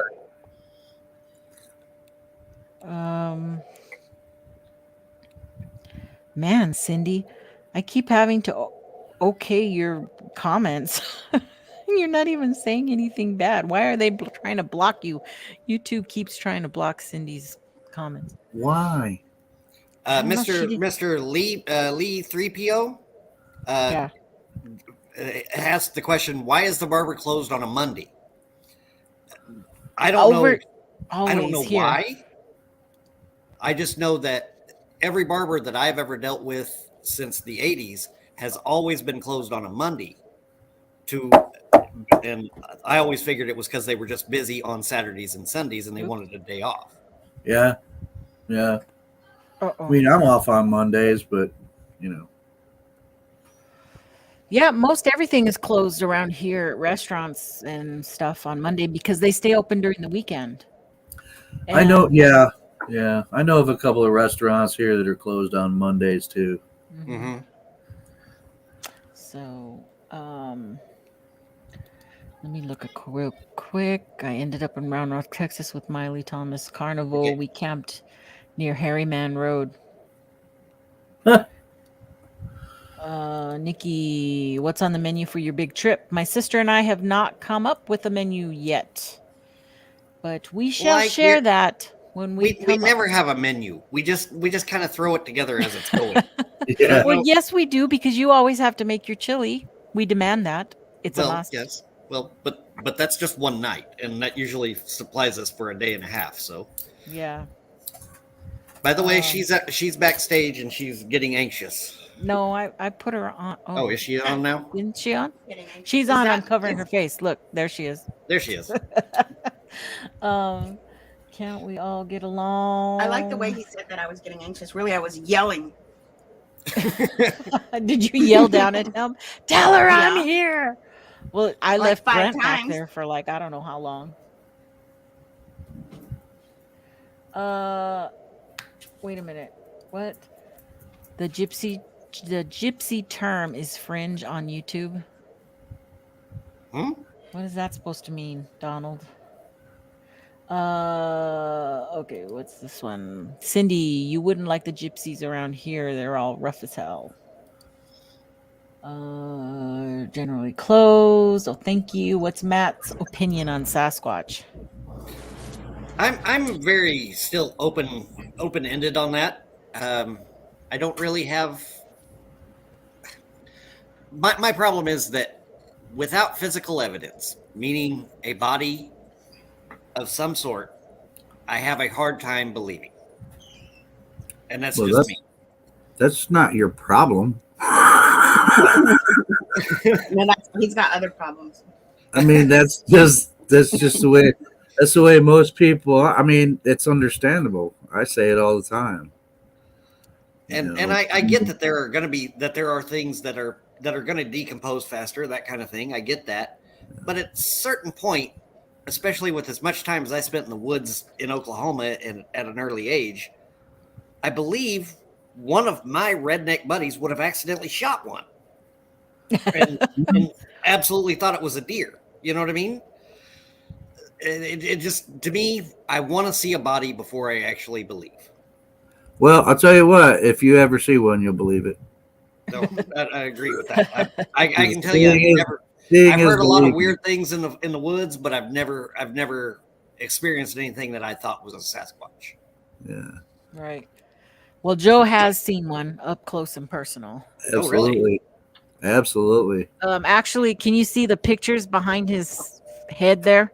That's what Yes, his looked like. Pretty well, somewhat. Yeah. That one right there. Yeah, I'm zooming you in so I can see it a little bit It's better. the same one that's on my T-shirt. Oh, so you've seen one very up close and well enough that you were able to sketch it again. Well, I didn't sketch it. My friend Jen did, because she was really good at sketching it off a description, and this comes so very close that it's eerie. That when I look at it, man, I mean, my hair on my arm still raises up, man. I get chills up my back, and yeah, he was only 40 feet away from me. I wouldn't have put him any further than that, and I took another colleague out there and showed him the area where I saw him and put him right in the spot where I saw, well, this guy who became called Rasta. That's just because that was the only thing I could think to name him. Right. And put him in the spot, and he agreed. He's like, yeah, that's about 40 feet, man. So, yeah, 15 yards away, man, that's not real far away. And, yeah, so. But again, like I said, for people like you, when I tell somebody such as yourself, I don't really expect you to believe me because I don't have any proof that like I don't have a picture of him. Yeah, I've got a sketch that somebody very talented did of what I described seeing, but I don't have a photo or a video of it. So, when somebody is skeptical of my encounter, I mean, I'm like, well, okay, what am I going to do about that? I got to accept that. I'm not going to get mad because somebody doesn't believe me.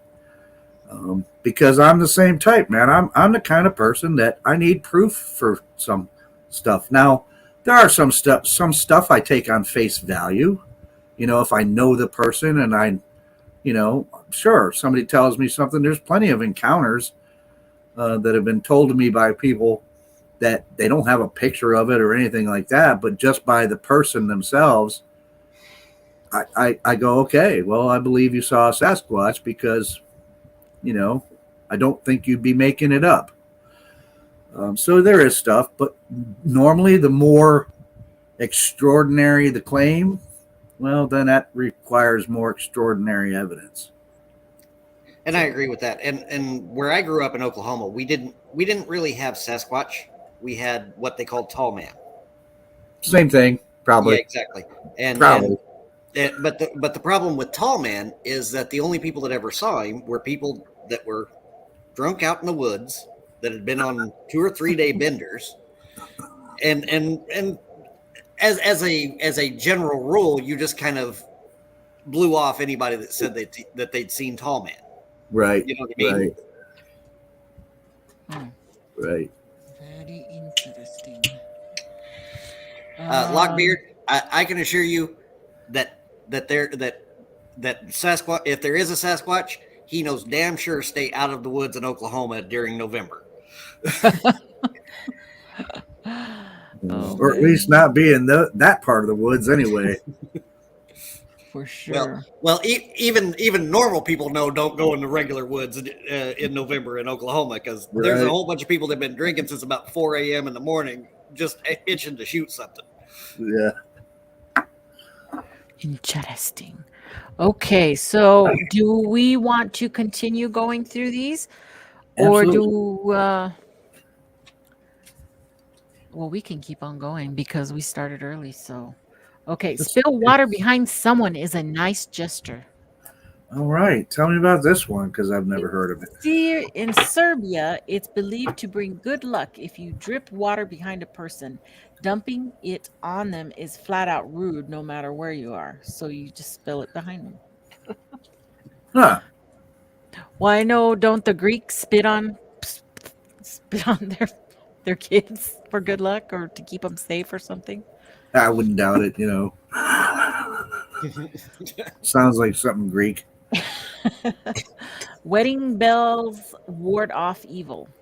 Irish brides have been known to wear bells on their dresses to ward off evil spirits who might try to ruin their marriage. Didn't work for my marriage. Ooh, again, I'm going to tell. Oddly enough, we had no wedding bells when Suzy and I got married, and I think we've had a very minimal amount of evil in our marriage. Usually, I'm the one being caused evil. You had the what? But babe, remember we have those marriage ducks that you put their bills together that Nikki and Javi gave us? Yes, this is true. The marriage this is true. Yeah, the Korean marriage ducks, good luck ducks. You have to face them together. If ducks, for some as reason, in whack ducks. Yes, wooden ducks. Yes. And we've literally found that when we are fighting, that the ducks have like the cats have got up there and messed around with the ducks, and the ducks are suddenly facing other directions. Yeah, it's very weird, but it is a superstition. It is. So we do keep the ducks facing each other. Yeah. Matter of fact, I haven't checked on my ducks lately. They must be good. I've actually thrown one of those ducks across the room before. Oh God. Eating goat meat could get hairy. Superstitious women in Rwanda don't eat goat meat over fear that they will cause them to grow facial hair. Stay here. Your auntie Nikki notices it. So I see you, little cutie. But Look, I you, swear to God, people, I have not eaten a lot of goat. That's not where this beard came from. hey, look at that picture and look at Joe. Look at the picture. Look at Joe. Yeah, right. That could be my brother. Hairy Man and What? Hoodwinks. Wow. Pregnant women should give into their cravings. There's a Canadian superstition that expectant mothers who are craving fish but don't eat it will end up having a baby with a fish head.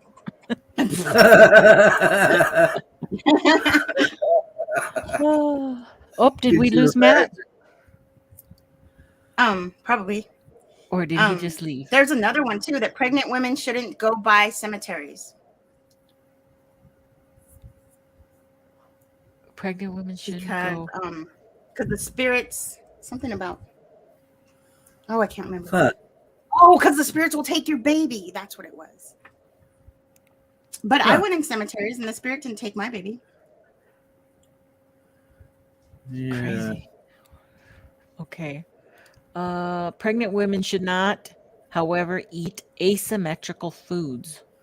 Now, There's a Korean superstition that nibbling unshapely food while pregnant means you will end up with an ugly baby. Wow. So that explains a lot about me. My mom was eating some asymmetrical food. Oh my goodness. Don't walk backwards. In Portugal, it's considered bad luck You'll to fall walk down. backwards. The common belief is that if you do, you're showing the devil which way you're going. Ooh. Oh, The what witch? The devil witch? You're showing the devil There's no which such way. thing. Oh, the devil. Oh, okay. I thought you You're meant like showing the devil witch. which way you're going. Like witch. Oh no. Oh, there's the walk under the ladder again. Oh yeah, don't walk under the ladder. Yeah, we did that one on an earlier thing. Be wary of full moons. What Full about moons are commonly associated with chaos. And They if are. you're not convinced werewolves are or ever were real, according to Bustle, it's a popular superstition in hospitals. yeah. Well, it is. I worked in a lot of healthcare centers, and when there's a full moon, people go nuts.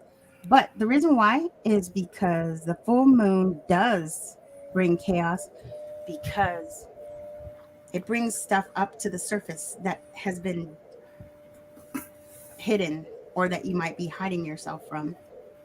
So that's why it brings chaos. Well, yeah, there is some validity to this type of thing about the full moon and the way it affects people. It does affect people psychologically. There's no doubt about that.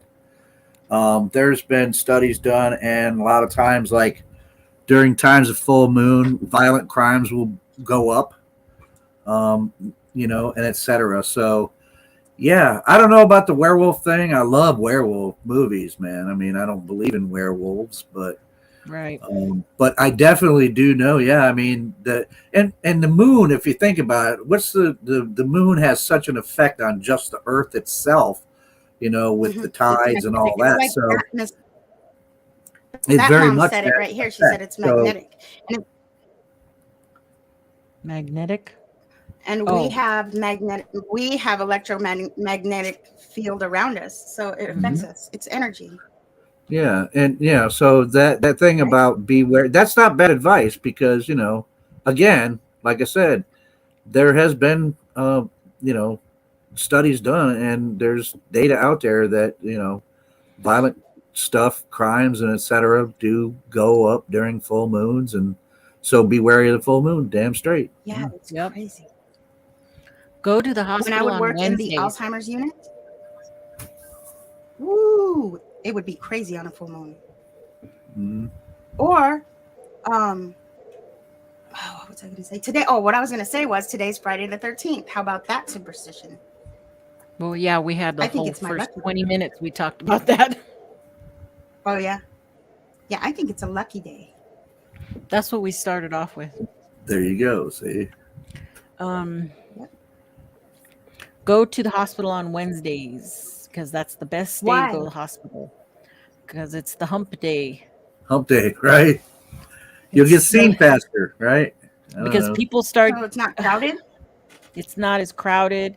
Things are always get. If you're going in on a Thursday or Friday, they always schedule you for your surgeries on Monday or Tuesday.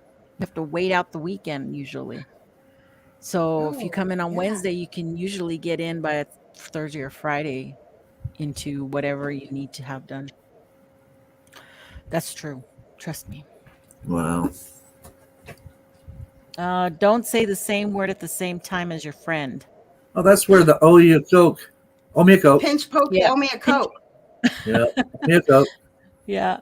Let's see. According to the local in Italy, if you say the same word as someone in unison, you'll never get married. To undo this Oh, bad juju, you must immediately touch your nose. oh. Wow. More information I could have Kind of used. like the pinch poke. Yeah. Avoid broken mirrors. There's the seven laws of magical thinking. Hmm. Oh, what's that? That sounds like a good Uh, book. it's better to recognize a stick as a snake than a snake as a stick. Ooh, there's some heavy thinking. Mhm. Did you get There you that? go. Yeah, Makes sense. Protect yourself against the evil eye. We did the evil eye that's what already I always too. say. That's a Supernatural good one. harm can cause a supernatural harm. It can cast on people and even objects like your car or home. There are a number of talismans in the cultures created to ward off this curse. Yeah, that's what I was gonna say. That was that thought that came in and left as soon as it Oh, came in. yeah. So this it seems to go to the idea that something like that, by owning it, you take away its power. Right. Oh, I made these earrings. Oh, you muted yourself, Joe. Oops. I did. There you go. Yeah. How do you do it? There it is. Anyway, The eye. I know what it was. Sorry. I'm looking down because I'm on a completely different tab and I'm looking at the iPad. So that's why I saw your lips moving, but nothing. Never mind. That's a production Same with thing. my wife. Sometimes she sees my lips moving, but she doesn't hear what I'm saying. Don't sing at the dinner table. Why not? Oh Now, my see, I've heard God. something like this too and never understood it. This is something else you shouldn't do Ooh, during I sing your at the dinner evening. table, I believe. Apparently, in Netherlands, singing your favorite tune means you're singing to the devil for your food. What? That's ridiculous. Again, Well, I they say, believe it in the Netherlands. man, I mean, I'll go back to, I'll use the New England. You can't get that from here. I mean, I don't. Okay. Okay. All right. Okay, Don't sing at the moving table. You're on. singing to the devil for your Don't tell food. me. Don't tell me who I'm singing to. Yeah, right. Don't sit at the corner of the table. Never heard of this one. Never put Another baby in the act corner. Another act causing you to be barren in the marriage department is sitting on the corner Again? of the dinner table. Wow. According to the Hungarians and the Russians. Susie, did you say you can't put baby in a corner? Is that what you said? Yeah, I did. Oh, Nobody puts baby in the corner. I got that And reference. why is all of these like the thing is like if you do this you will never get married or have a baby. Like not getting No. married is the worst thing ever. It's probably not the worst thing ever. Yeah, but Oh, it's not. in these cultures, you had to get married. Hungarians and Russians, you have to get married. Don't wear red during a storm. Huh. In the Philippines, it's believed that the color red attracts lightning. That's my That's- favorite color to wear during a storm. Wow. Now, how do you get there from here? Again, red attracts lightning. I wonder why that would Okay, be. so I guess you do not want to have a red umbrella like that gal is holding. Guess not. No. She's just begging for trouble, isn't she? Yeah. Say rabbit, rabbit every month. Huh? Ooh, why? Okay, here's this one. Why? Saying rabbit, rabbit, or white rabbit on the first day of every month ensures good luck for that month, a common belief in Britain and North America. Back in 600 BC, rabbits were thought to communicate with the spirits of the underworld because they lived underground. A rabbit's foot is also popularly thought to bring good luck, but apparently, in order for it to be considered lucky, the foot has to be the left hind foot. Wow. All right, let's go to That's the source on this one. Mr. Lee, are you running around the first of every month going rabbit, rabbit? Rabbit, rabbit, rabbit. rabbit. Just say it anyways. He is now. If he didn't before, he's like, damn, I missed that one. Don't enter a room with your left foot. Oh, I've heard that. Great. In Spain, walking into a room with your left foot will bring you bad luck. It's always better to enter or leave with your right. I've always heard that, but you know the funniest thing is in the military they teach you to lead off with your left foot. Really? See what Oh. they were It's always programming. your left, right, left. Oh, yeah. I Yeah. heard that. See how Oh, they the get mat's you? See how back. they're training? Oh, and you guys get to see his face, but I'm still covering it up. Hold on.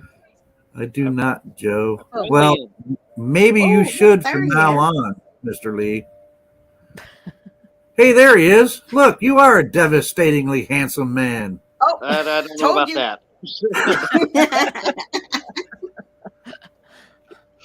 Okay. But okay. as far as the left foot thing, that is correct. They always tell us to lead with the left. So, I think that was based on you were bad luck because you were already in the military. Yeah, right. Maybe. That could be. That could be. Oh, here you go. Finally, Kaiju Ninja kept saying, "Don't open umbrellas Don't open indoors." indoors. And I've heard of this one too, but I forget why it is. According to this superstition, if you open an umbrella before you head outside, bad luck will rain on you.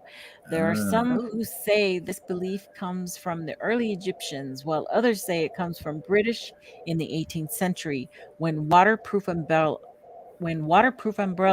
with metal spokes or a large circumference could cause injury if opened inside the home. Huh. See, my thought on that was always that it's just hard to get out the door with the umbrella if it's already open. Yeah. Stab yourself. You're going to injure yourself if you do it inside. I always injure myself trying to close it getting into the car. Because I'm getting got into the pinched by car an at the umbrella. same time. If you don't time that just right. Madness. Okay. Next. Eat grapes on New Year's Eve. This is a new one for me. Yeah, Also I thought in you were just supposed to eat Spain. black-eyed peas. I heard that, yeah. Instead of kissing someone at midnight to celebrate the new year, they're encouraged to eat 12 grapes on one after the other for good luck. Huh. All right, so you just got bumped for grapes. 12 grapes. So I should eat grapes on New Year's Eve. Okay. Molly's not going to like that one. I mean, I like grapes, but Hide your thumbs when passing. Oh, we did this one too. Hide oh, your that's the thumbs. Japanese thing, right? Yeah. Yeah. Oh, what? What happens to you? You have to tuck your thumbs in to protect your parents Oh, So they don't die. so they don't die. Listen for awkward silences. Okay, nobody talk. Okay.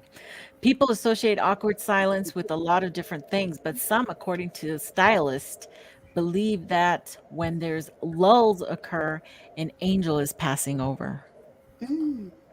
Huh. Crazy. It's I like not that ever one. possible that somebody just said something completely off the wall and nobody knows how to respond. So- That happens a lot on here. Right. Okay, Gotcha. next. Don't step on a manhole. Okay. Why not? I don't like to because I'm always afraid I'm gonna fall through. yeah. But the thing is, you never will because of the way they're designed. Yeah, well, some are As long retarded. as the real? I'm gonna cover fall is in. on the correct way, you'll never fall through a But manhole. what if it's not on the correct way? Then you'll go. Well, then I wouldn't on step it. on it in the first place, right? If you see a manhole covered in you'd be This like, says step on a crack, break your mother's back. But in Sweden, you have to watch out for the manholes. If you step on one with the letter A, this will bring you a broken heart and bad luck. Ooh. wow. Where would okay, that one doesn't have not the right type of picture, I don't think. Okay. Don't trim your nails at night. Okay. Well, that may Oh. explain a few things. Yeah, right. Many cultures believe that cutting your nails after the sun goes down is a big no-no. According to the US News, one Japanese superstition states it can cause premature death. Huh. Because I pretty much exclusively trim my nails at night if they need trimming. Yeah. Throw salt over your shoulder. There's the salt again. But What? this one So, says what? so I missed the original. I missed the original on that. What was the original thought behind it? Oh, okay. So this, I'll read what this is, and then oh man, I already got rid of the other one.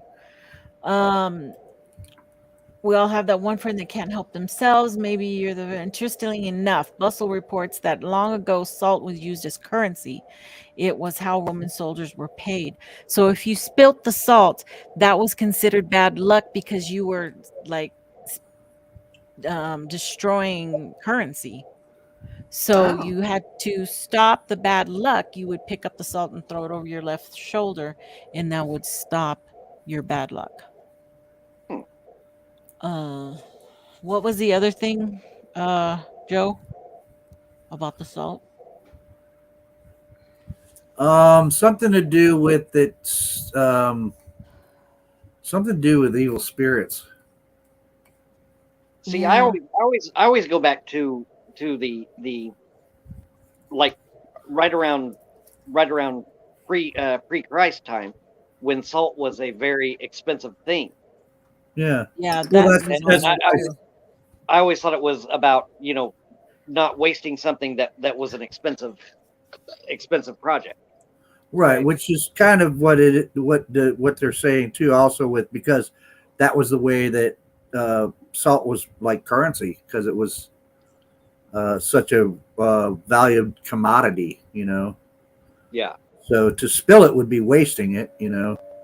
Okay, here's what I had read earlier about the whole salt thing. It was European, Christian, ancient Roman. Perhaps the next most common superstition, at least in the West, involves tossing salt over one's shoulders. Like knocking on wood, this superstition also involves the idea of warding off evil. In this case, the devil himself.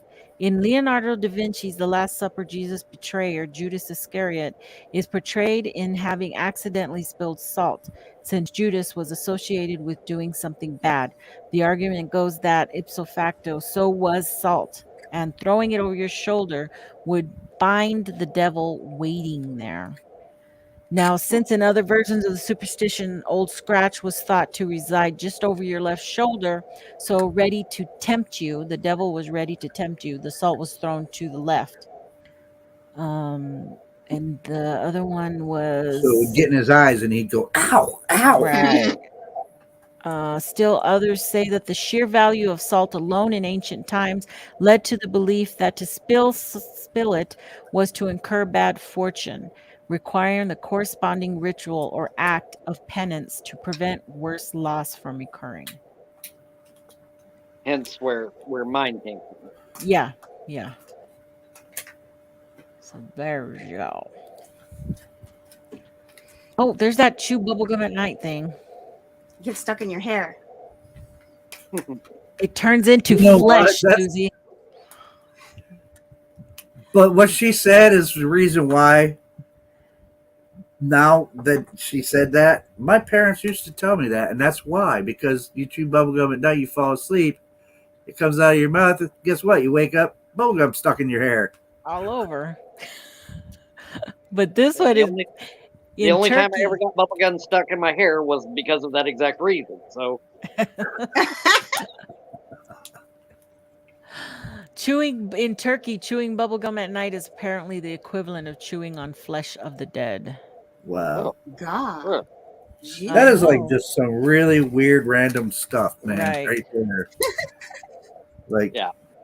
again, how do you get there from here? From bubblegum to dead to flesh. chewing on flesh. Wow. Okay, don't jump over a child. Another thing you shouldn't do in Turkey, don't jump over a child. Doing this will curse them to be short. Oh, that's what happened to me then. I Somebody have jumped cursed over a me. lot of kids with shortness. Nikki, how many times did you beat her at leapfrog? She's A only lot. 5'2". Yeah, a lot. On her good days. Don't kiss babies on the lips. Because I it's like creepy, that type of for kid. one thing. Let's see. If you plant one on a baby in Nigeria, legend says you'll condemn them to spend their entire adult lives drooling. Wow. I don't. Well, I I know wouldn't let anybody kiss my baby, anyways. Remember, on the Matt? lips. Yeah. Yeah. Over Yeah. here, you kiss a baby on the lips, it puts you on the sex offender list. But Oh, Suzy no wouldn't bananas. even let anybody see the baby for the first 4 months that ours was alive. So Mm-hmm. I didn't let anybody touch him or kiss him. Nothing. I know because you went through trauma just to get him. Yeah. I wouldn't Then the either. nurses told me too. They were like, "Don't let anybody kiss him." you know, I like children. Well, at least the children in my family, anyway.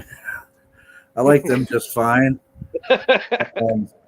I've never had any myself, but Okay, wait a minute. I'm not into kissing babies in the first place, and it's because like I mean, baby It's smell. Cindy Finn's and Miss Dill's birthday today. Mm-hmm. Oh, Happy wow. birthday! Happy Oh my birthday! goodness. happy They birthday say to it's you your both. birthday. Absolutely. It's my birthday It's my too. birthday too. Yeah. Okay, there you go. That's your birthday song for me. Happy We're birthday, sorry gals. if your ears are bleeding now. Just remember, Uh, folks, the next time you're out somewhere and you see a drooling idiot, somebody kissed him on the lips when he was a baby. Okay, no bananas on board. Fishermen, according to Hudson, refuse to bring bananas on their boats. Not bringing a banana on board gives them a sense of control over very dangerous and unpredictable situations. Huh. I have no idea what that has to do with the other. Mm-mm. If a banana is going to save you, is going to be the difference between a boat sinking and not sinking, then we're in a really bad situation. Yeah, no I doubt. would have thought they would gonna say something like, to avoid slipping on the peel on the deck and going overboard or Oh. something like that. Well, that you would know? make more sense. Right? would. Yeah. For If me. this was Acme, But the only thing I knew about bananas that you really got to kind of watch sometimes is because, in banana bunches, guess what likes to hide in banana bunches sometimes? Big damn spiders. tarantulas. Tarantulas. That's right. Mhm. Do they bite you? Um, Tarantulas? Hell yeah, they'll bite you. What? I mean, Finn, you told me usually, they don't bite. well, They usually, do. if as long as they're calm, you don't squeeze them and shit like that, they Oh. won't bite you. They can also shoot their little hairs off their ass. And they And- hurt you? The little hairs? Yeah, No. they stick in Great. you.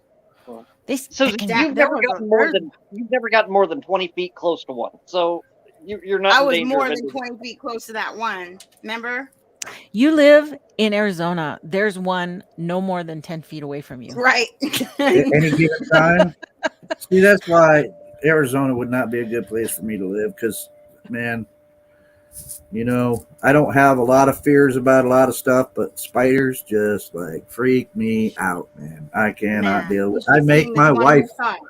I make my wife kill spiders, man. Everything And tries most to of the kill time, you, she won't everybody. even kill them. She'll just capture them and set them outside. Oh. And I'm like, Ooh. what? Now he can just come back inside?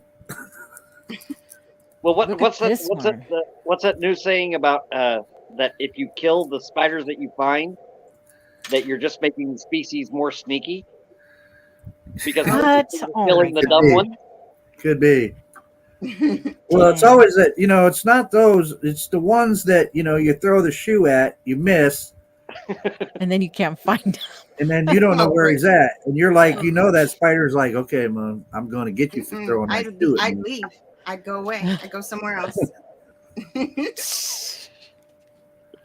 Gotta go. Oh God. Okay, we're almost near the end. Carry an acorn to stay forever young.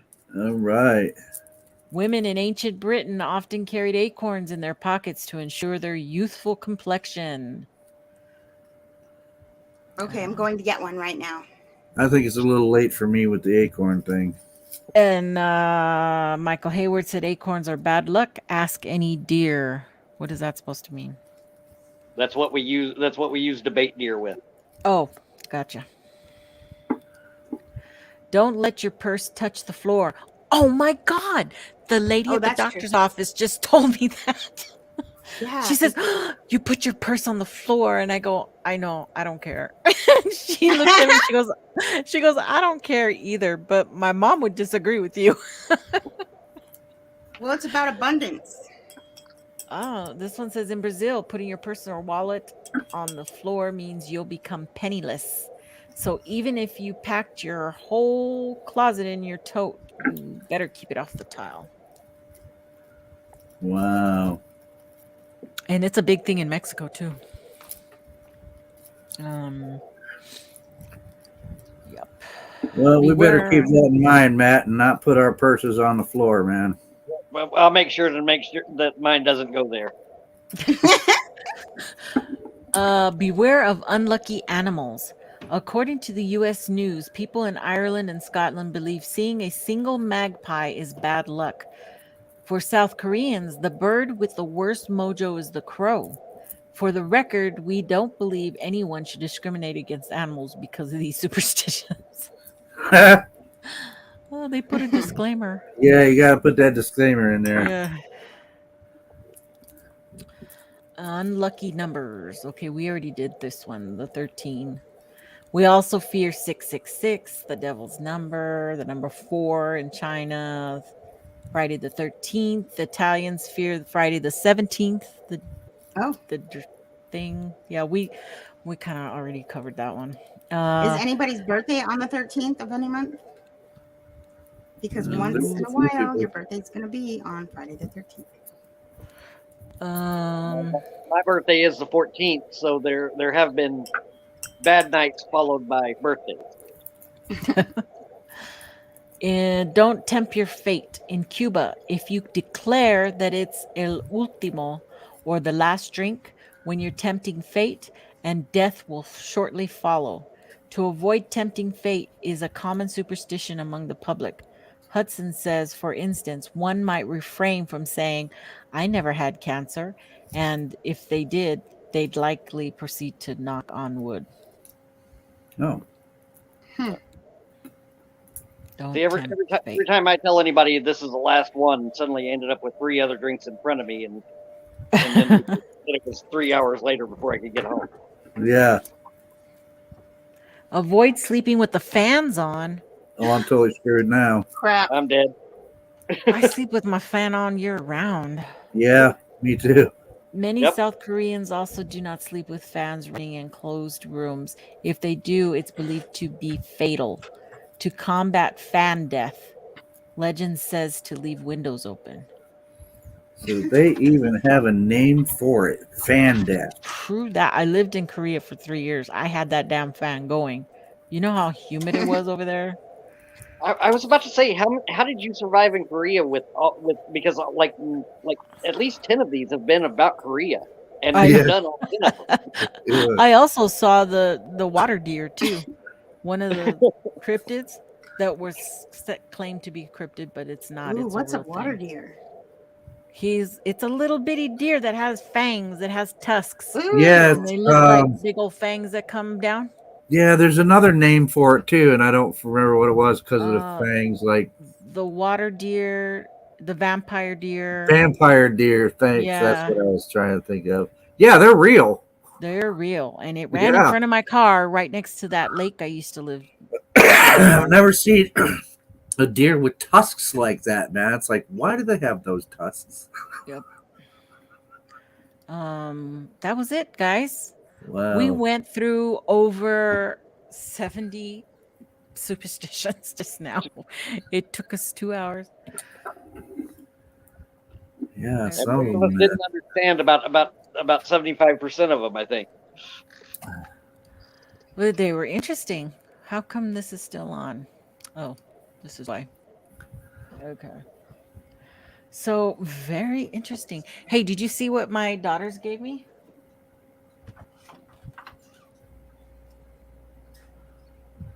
Emma gave me this for Mother's Day. Ooh, that's cool. Oh wow, cool. Very nice. These That are is super supposed to cool. like open up all the way, you know, and you put it outside, but I'm keeping it in here in my studio. And then Elena, she got this from the Dollar Tree, and then she put my guy in the back. Oh, how Oh, cute. Look at that. And then she made a little road with the Hairyman hoaxes and hoodwinks on there. Oh, that's Aw. cool.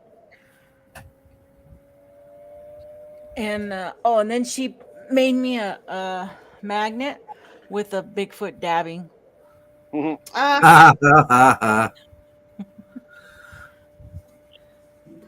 So Keep that away from your nephew. It may disappear. Oh yeah, remember when he used to do that?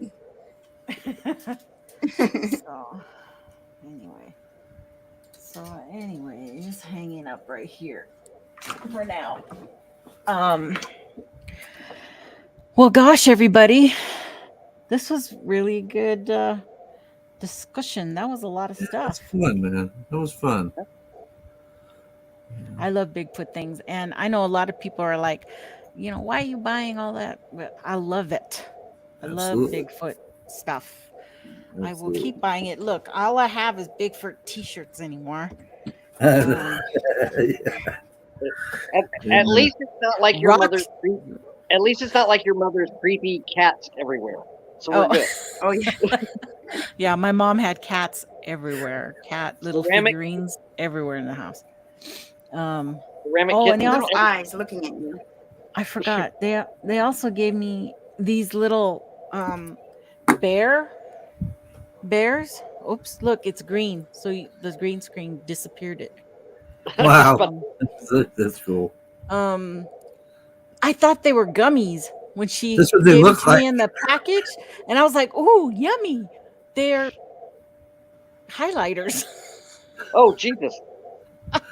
That's I thought I almost ate those. yeah. I mean, I'm kind of They excited. they smell like their color, Really? orange and Wow. raspberry, berry something, lemon. They were like, There's wow, the those are the yellow biggest one. gummies I've ever seen. I know, but this green one totally disappears. Look, I'm not holding anything. She ripped the head off the orange one, and I thought she was just Oh, being cool. violent. That's So those cool. are my new highlighters for in here. Oh gosh. Okay. Any questions for anybody? Anybody got any questions? We're gonna start wrapping her up, I believe. Unless you guys are still good to go. Well, since somebody didn't get here till late, I'm just going to point over. And Yeah, tell me all about that. How did you get on there? Is what I want to know. How did he get on there? well, Yeah, I- how did you end up coming on? because He's you were the- supposed to be on and you weren't. He came to sub for you. Oh, Mm-hmm. that is I know, so wasn't nice that of you sweet? for my sister. He had your back. Yeah. Yeah. He didn't know I had gotten Yeah. Joe to come on. Yeah. Uh, That's easy. Joe's an attention whore, so he So is loves Matt. to get We're all on good. We're in good company. it. He loves talking about stuff, man. So yeah, oh, gosh. I love it. And we didn't even get to like things that like personal superstitions that people have. You know, Oh, right. I told people what to are start thinking those? about it or put it in the chat, but I might have missed it. It was too much to read and look over, and I was on a completely different page. So, um, A few people but are we got, putting a few things. yeah, I think we covered a lot, though. I mean, that was Oh yeah, absolutely. a lot of them. And I think we And all So, have, some, man, I I think mean, we all there have was some personal things tied into those. yeah, yeah, yeah, I mean, there for was quite a sure. few of them there. Of course, I've never heard of them because I don't live in those countries, so Right. you know. Okay. Game for a marathon. Donald says I'm game for a marathon. You know me. Yeah, I, but I don't know if anybody else will watch a I've marathon. suddenly got all those days off after having to work 6 days a week. So I'm like, shit, I'm off till probably at least Tuesday. Oh, wow. Nice. I'm trying to figure out where the alcoholic beverage is. Then, Oh well, yeah, I don't drink a lot, but oh, I don't know. Before these 4 days are over, I might have a beer one day or two. It depends. Hey, your new Probably on the days that I studio. have to go out and mow. that's a Your good thing after the mowing. after the mowing.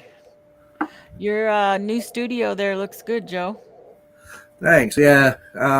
Boy, I'll tell you, I'm not even done yet, really, because still a whole lot of other tidying up. Man, I got crap in here. I'm like, what is this in here for? And but yeah, thanks. Yeah, I had to move it, man. I was like, I'm not happy with this anymore, and Yeah. so I'm like, yeah, I think I need to move because I wanted to be able to put these pictures up, you know. Yeah. And so I'm like, well, if I move the bookshelf to over there next to the window where these pictures used to be, Yeah. and I turn my desk and I face it, I'm like, that'll work, so. And that took me forever just to do that simple shit, man. Because I had With to all the take everything. I tables had to and take everything. everything off the bookshelf, and Yeah. this bookshelf and me, we hate each other. It had so much stuff on the bookshelf. I'm like, where did all this stuff come from? And it's one of those really heavy metal bookshelves, and it's Oh. like it's the kind where if you pull out on the sides, the shelves themselves are on hinges, and so they swing. Oh, So in man. order to take it down, you got to pull it out so that but if they all drop, you can't get them back up, it's so hard to do by yourself, right? And so there's a couple times I'm moving this heavy ass thing after I finally get it folded up after, trying to work it. And then the top shelf, which I had up, would fall out and slap me on the top of the head. And Oh my God. it was like, I hate you, bookshelf. You should have put it on, recorded yourself moving your whole thing and then put it time lapse, put the whole thing in one big, in a Yeah. 2-minute video. Yeah. You can watch this thing beating me up, man, and Yeah. stubbing my toe. Oh, man, when I stubbed my toe on it, that was it. I was ready. I was ready to quit. I was like, it's not that important that I rearrange. Give up too easy.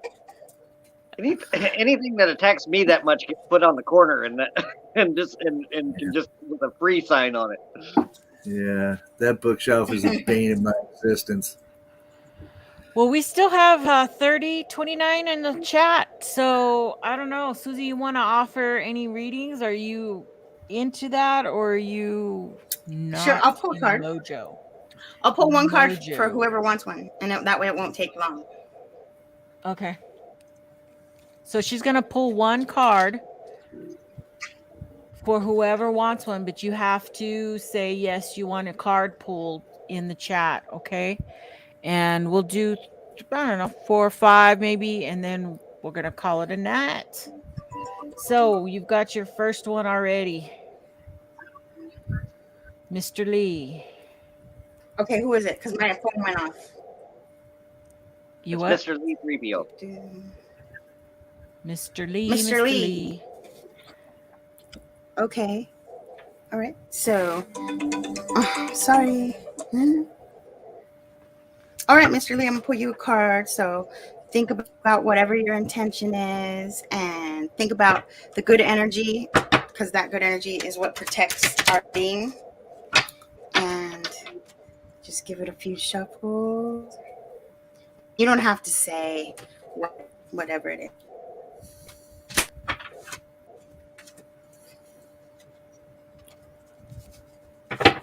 Okay.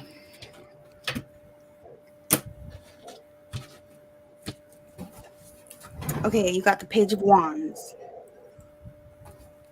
The Page of Wands. This guy is looking.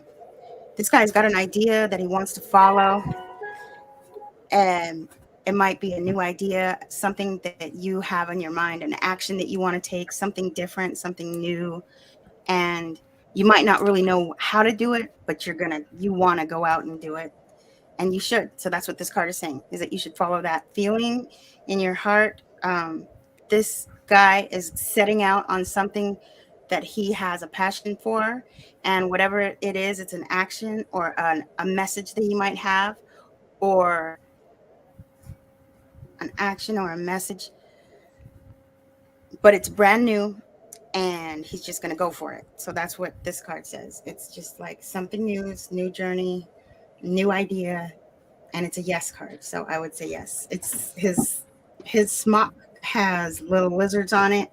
So that, that would stand for protection and enlightenment. So yeah, I would just say act on that. He's got a red feather in his hat. He means he's passionate about whatever it is that he wants to do. So embrace it and go for it. Okay, who's next? I call it Grasshopper. That's cool. Grasshopper. Okay, I'm going to clear this deck. I'm gonna Okay. Can you give it do a shuffle. reading that tells me why this damn bottle of water is so hard to open? Did you work 6 days in a row? That You're was too simple. Jiminy Christmas. I'm brain damaged.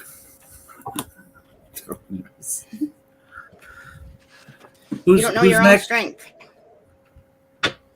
Grasshopper. Oh, okay. Okay, we had a card fly out. So let's just take that one. And this one is the six of wands. So it's celebration, it's a win, it's being recognized by your peers or people around you for something that you did, something that you said, or some action that you took. It was successful. You're supported by your friends. And people paid attention to it. So you're recognized for something. So that you would have to fit that into whatever your situation is. But it's a good card. It's a success. It's a win. It's a celebration. It's support. It's acknowledgement. It could be big acknowledgement. Maybe you said or did something that made a difference, but it was acknowledged. It's a good card.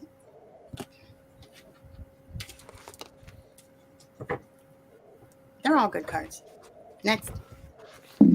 Anita H. Anita. Okay, this is for Anita. I'm going to clear this deck again.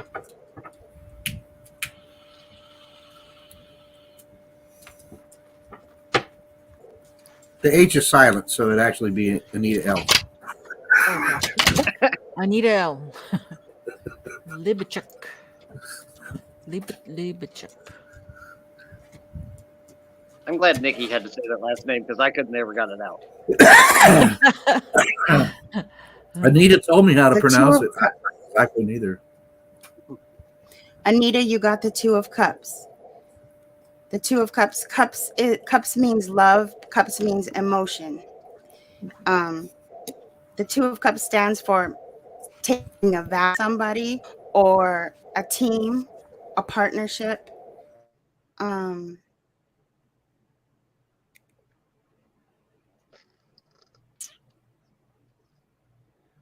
It might mean getting the job done with the help of somebody else, support.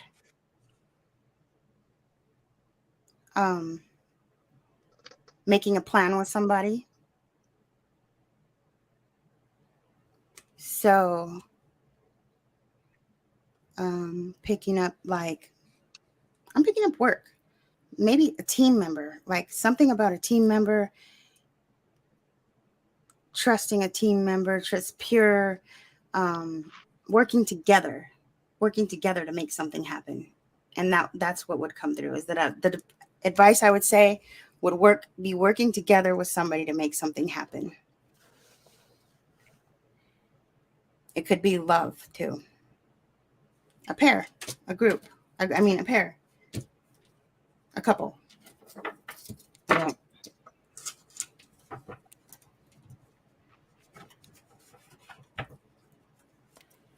Next, Jay. Mr. J.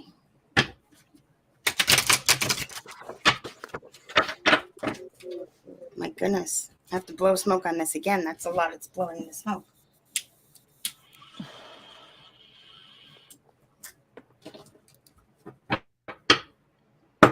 Okay.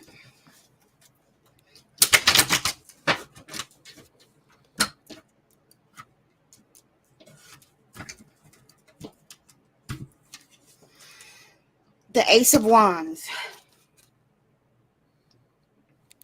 This is a divine gift of a divine message from, a message from God about an action or something of growth, to bring growth. I'm trying to think. Hold on. I'm having kind of a weird night with these cards. Like something doesn't want to say, like something doesn't want to come out. But this would be a message from the divine, a divine message, a guiding message, a Inspiration. an inspiration. I'm having a hard time reading tonight for some reason. This has never happened to me ever before. But you know what? Since it's Mr. J also, I have to say that this also card could mean like a sexual card. Like you're going to get some. But that's just the meaning that it's not the real meaning for it. So like I'm having a hard time reading tonight, sister. Okay. It's because we just kind of threw you in there last minute. You know what I mean? I mean, Maybe it's 'cause usually. I just did a session though. Oh, yeah. Yeah, because I just did a session and it's kind of like hypnotizing myself a little bit sometimes too. Yeah. I'm waiting for the time I walk in there and both of them are hypnotized at once. Well, when I'm picking a script for somebody, and I'm reading a bunch of different ones, I end up hypnotizing myself a little bit, and I'm like about to like just pass out. Right. Well, there was only one more, and that was Jen. So if you want to try to read Jen. Okay, I will.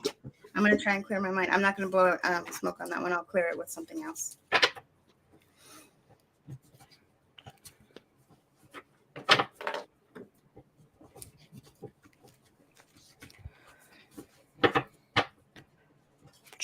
Okay, this is for Jen. 13th. For Jen. What does she need to know? Okay. We got the Two of Pentacles. Two of Pentacles. You might be needing to balance your emotions because we've got the water back there. That stands for emotions and it's going in a wave. So you might be passionate about something right now that makes you happy, the red and orange. And it's good because the sky is clear, but you need to have balance. You might need to find balance. And that could be for anything. That could be balance out your emotions, have emotional control. It could be balance out your money, your abundance. It could be balance out your time at work or at home. but you need to create balance somewhere. Yep.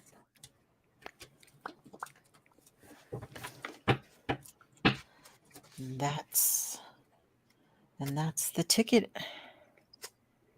I hope everybody enjoyed the night. We've got Sunday show coming up, 5 p.m. Mountain Time, and it's going to be, what is it going to be?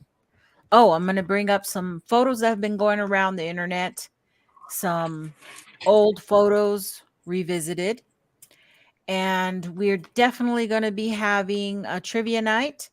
I need to get that last person for the bingo game. I have been working. I finally sketched out what's going to be put on the prize, which is the wood burning. And I don't know, I'll give you a little sneak peek at what it's going to be burned. I first draw what's going to be on there, and then I go back and burn it. I don't do it all just right from the hand, but it's going to look like this.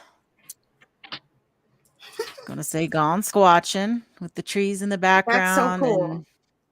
And Bigfoot's booty. I like his butt. He's got I made a pretty good butt on there, huh? I like it. I can't hear you, Jay. You're muted. Whoops. What'd you say? I didn't want to interrupt you while you were doing the reading, and I had to cough. And I forgot I muted myself. I said, yeah, that's like some well-developed gluteus maximus there on that old squatch. Yeah, he's been doing the squatch has been squatting. He's good. So I'm gonna start burning that, and that'll be the gift for the make two. Donald says, make two. We'll see. Oh, I'm making something. That's what I was gonna show you guys. I'm making a sun catcher. A sun catcher? Oh, that's cool. Wait, how do I hold it? Oh, yeah, that's cool. Go towards the camera. Okay. Wait, how come I okay. Whoa, you are all over the place, girl. I'm trying not to. That was not catching the light nearly as well as it should, because that was way prettier. Do it. Molly, yeah. Molly loves stuff like that, man. She'd have them hanging in every window if she did. Yeah. I have no idea what you mean by that, Joe. I don't have 47 of them hanging in our house right now. They're all over. It's not funny though. The resin. It's not going to catch the light and put something on fire, is it? No. I don't know. I sprayed it with something. Now it's like really strong, like smelling. It like gets you high just being in the same room with. Oh man. All right, everybody. Thank you guys for coming on and joining me, Joe. It was a lot of fun. I appreciate you, and had fun doing tonight. That was really, really cool. A cool night. Thank you, Matt, for saving me. Yes, that's awesome. It was cool having you. That's on Matt, tonight. everybody. That's Matt. So every time she talks about her husband. Great. Now can't talk about him the same way. I know everybody's gonna like him now. Where's Matt? Bring back Matt. That's what happens every time. That's what I did with Suzy, and now everybody wants Suzy on. So anyway, you guys, said he has a face for movies. I love you, and hopefully we'll see you on Sunday for my regular show. And you guys, again, thanks.